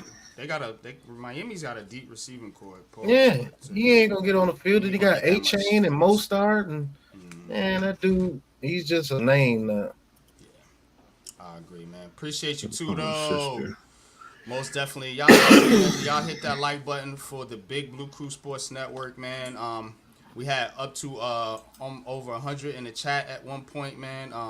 We're gonna wrap it up right now at 3 hours. Gave y'all a solid 3 hour show. Had a lot to cover. And guess what? Your boy NYG22 gonna be back tonight for the Big Blue Crew Fantasy Draft. Definitely tap into that, man. It's gonna be fun. And I'll be back tonight for Sunday Night Football Talk. Absolutely. With the Big Blue Crew Sports Network at 10 o'clock. I'll be over there with you after I get done with the draft. So. Hey, I forgot I was in that other league. God dog it. Our draft is at 8 o'clock. I'll probably set the live up for like 7:45. We can chit chat a little bit until the draft starts. I'm gonna tap in. I'll be there. And we're gonna have our draft, man. And you get to see me choose the best Big Blue Crew fantasy football team. I'm gonna be there. It's gonna be fun, man. We got Wells, Pat, of course, Mac the Giants fan, Alex. Yeah. I'm gonna get this fantasy shit a try. See what you young whippersnappers is talking about, man. I got the belt. But you and Coach, I want you guys to get in a pick'em league. If you, I'm not. I'm just gonna observe. I'm not really participating. I'm just coming to show support. The pick'em league is we're just picking the games. We're not. That's not fantasy. But tonight, I'm coming to support and observe and course, see. Always, See, man. you know what I'm saying? Yeah. You literally can just pop in the show whenever you want to. Now, you already explained that. That's like NFL game day between Howie Strahan, Terry Bradshaw. No betting, Coach. We're not betting. We're not putting money. I'm already in another pick'em league. I can handle doing that. That's not a big issue. Okay. All right, cool. Yeah, I'm because me and Coach are on the same stance. I don't gamble neither. That's fine. I gamble on sports. Well, I have to be honest. We gamble lives every time we step out the house, but I don't gamble with my money. I only take $2 to pay the mega. That's it. When that mega hits over 500 mil, that I'll admit. I'll do one ticket. Trina, they started making cuts. Yes, we cut 10 people. We went down to 53-man roster projection today as they were making cuts. So if you that's how in tune we are, Miss Trina. We was making our cuts as soon as the Giants decided to make their cuts. We was already live making cuts, so they decided to cut the same time we was cutting because we are in tune with this right here at the Big Blue Crew Sports Network. So feel free to rewind this live right here and see how we came up with our 53-man roster, and then take a screenshot of it and compare it when the 53-man roster comes out. If you can do that for me, and then give us a grade on how well we did, I would greatly appreciate that, Miss Trina. Yeah, we appreciate you, man. Thank you for your support, man. And thank all you guys, all you ladies and gentlemen in the chat. This was an excellent, dope show. I will be back tonight, like I said, for the fantasy draft and for Sunday night with Lou. And, of course, we got Heart of the City Tuesday. For New York Giants full access Wednesday night. We have New York Giants Lounge Thursday night. Of course, we have Read and Attack throughout the week. And on Friday, Blacktop Podcast on Friday. I'm going to be getting back into that. We're going to be previewing some of these teams coming up. And of course, Saturday, man, you got Coach with his show, and then you have Leather to the Face. So, we are a busy network right now. More sports news and information and analysis to come. Hey, Pat. But sorry, you gotta fix your green screen. Every time you look down, it looks like you got one alfalfa hair sticking up because of your green screen. What are you talking about? No, that's a pick. Yeah, the pick is bleeding into the background. Okay. That's what he's saying. But definitely appreciate y'all, man. But tell them what y'all got going on, man, for the rest of this week, fellas, man. We'll start with you, Coach, the busiest man on YouTube. Man, what the hell do I have going on this week? Tomorrow got Wait a minute, let me pull up my channel. I gotta look at my channel. Yo, seriously. I have to admit, I do have so much going on. Half the times I'm starting to forget. That's why I program it ahead of time. So Tomorrow I got Reading Attack, 7 o'clock. That WNBA is clean. Yeah, Reading Attack. Heart of the City with you on Tuesday. Pick and Roll podcast on Wednesday at 5. Doing it for the all Rutgers at 7. I know I'll be jumping on with somebody late on Wednesday. Thursday I have the Full Court Press where I talk WNBA.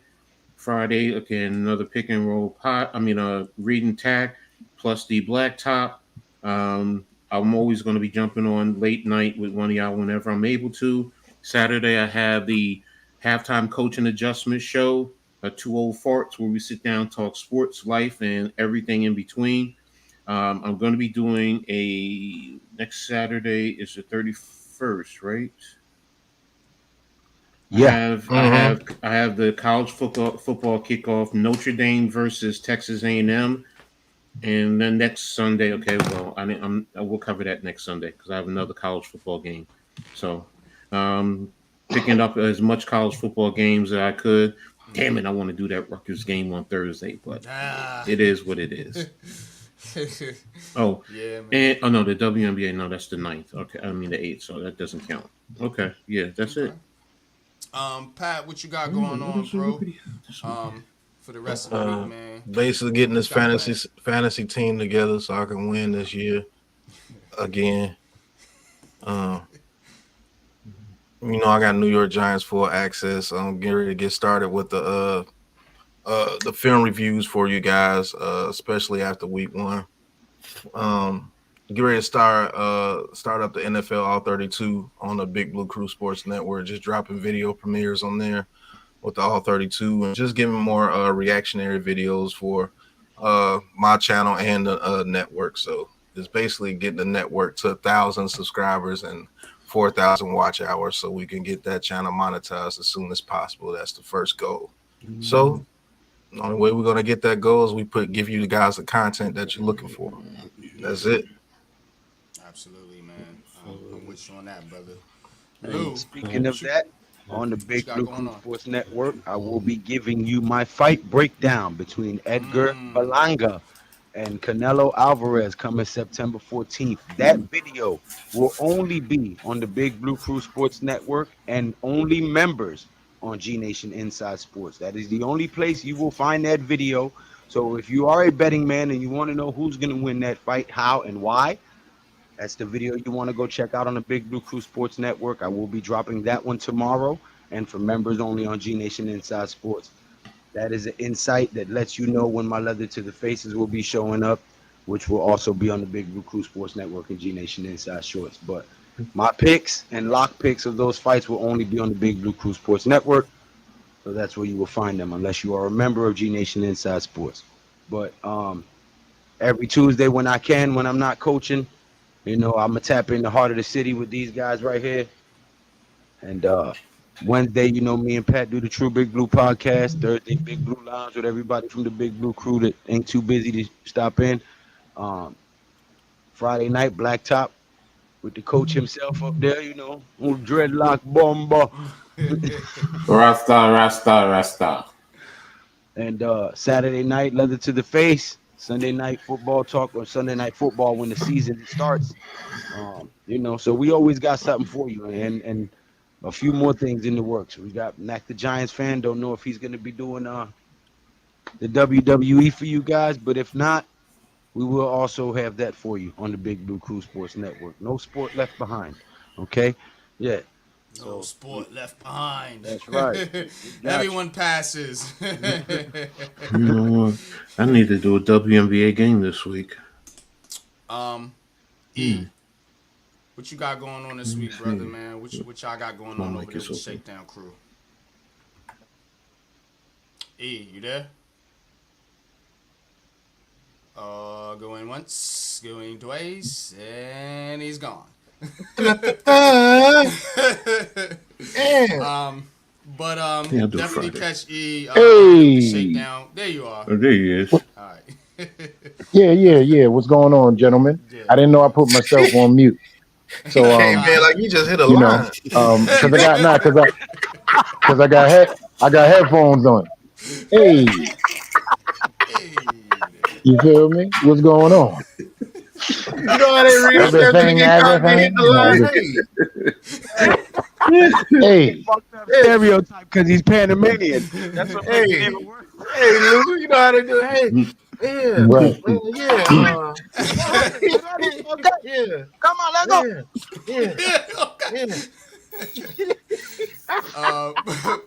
But go ahead, man. Tell them what you got going on for the rest of the week and where they can find you at, bro. You guys can hear me?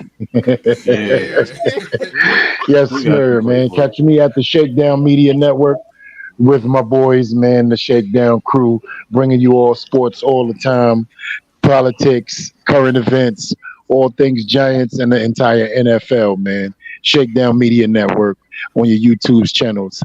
Tell a friend to tell a friend, join the tribe and subscribe, man. Don't be a ninja watcher, as my brother Lou says. Hit the like button, hit the subscribe button to all these guys' channels because we do bring that content to you, and it takes a bunch of our time that you guys probably don't even understand.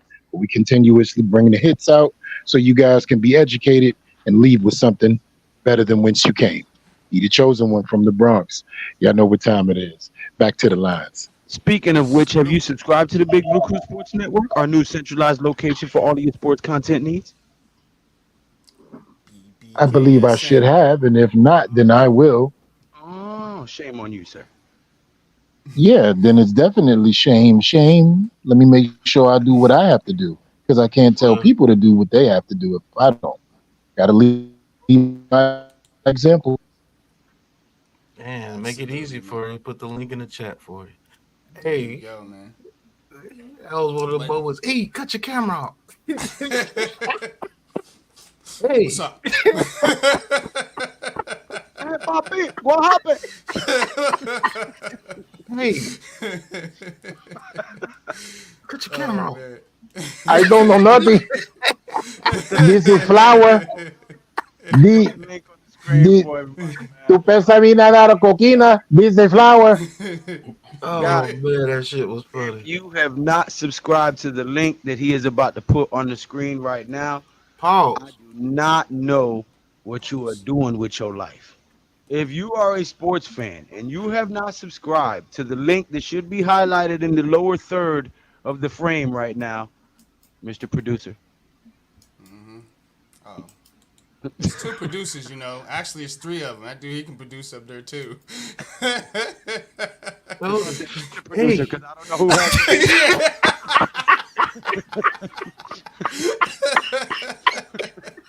That's why they call it a name. But no, if you guys have not subscribed to this link right here, this channel, the Big Blue Crew Sports Network, the only official sports network on YouTube, bringing you all of the up-to-the-second sports news, injury updates, roster changes for all of your sports needs. I don't know what you're doing with your life. Go and hit that subscribe button, that thumbs up button, and that bell notification so you'll be notified every time that we post. You heard?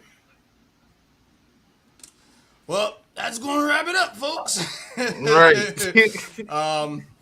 Shout out to everybody in the chat, man. You guys know who you are, man. Thanks you for all our loyal supporters, man. The ones that come to the chat every day, man, and bring the fire. Whether you agree or disagree with us, we still greatly appreciate you, man. And shout out to the Big Blue Crew Sports Network, man. This is so dope, man. I'm so pumped to get content out to you guys on this network, man, to really build this network up with my brothers, man. You know, we put a lot of hard work into this, man, and it's for you guys, and we definitely appreciate your support, man. And we're going to take you out, man, with this fire intro, man, Pat made, man, for the network, man. Until next time, y'all already know what it is. Deuces.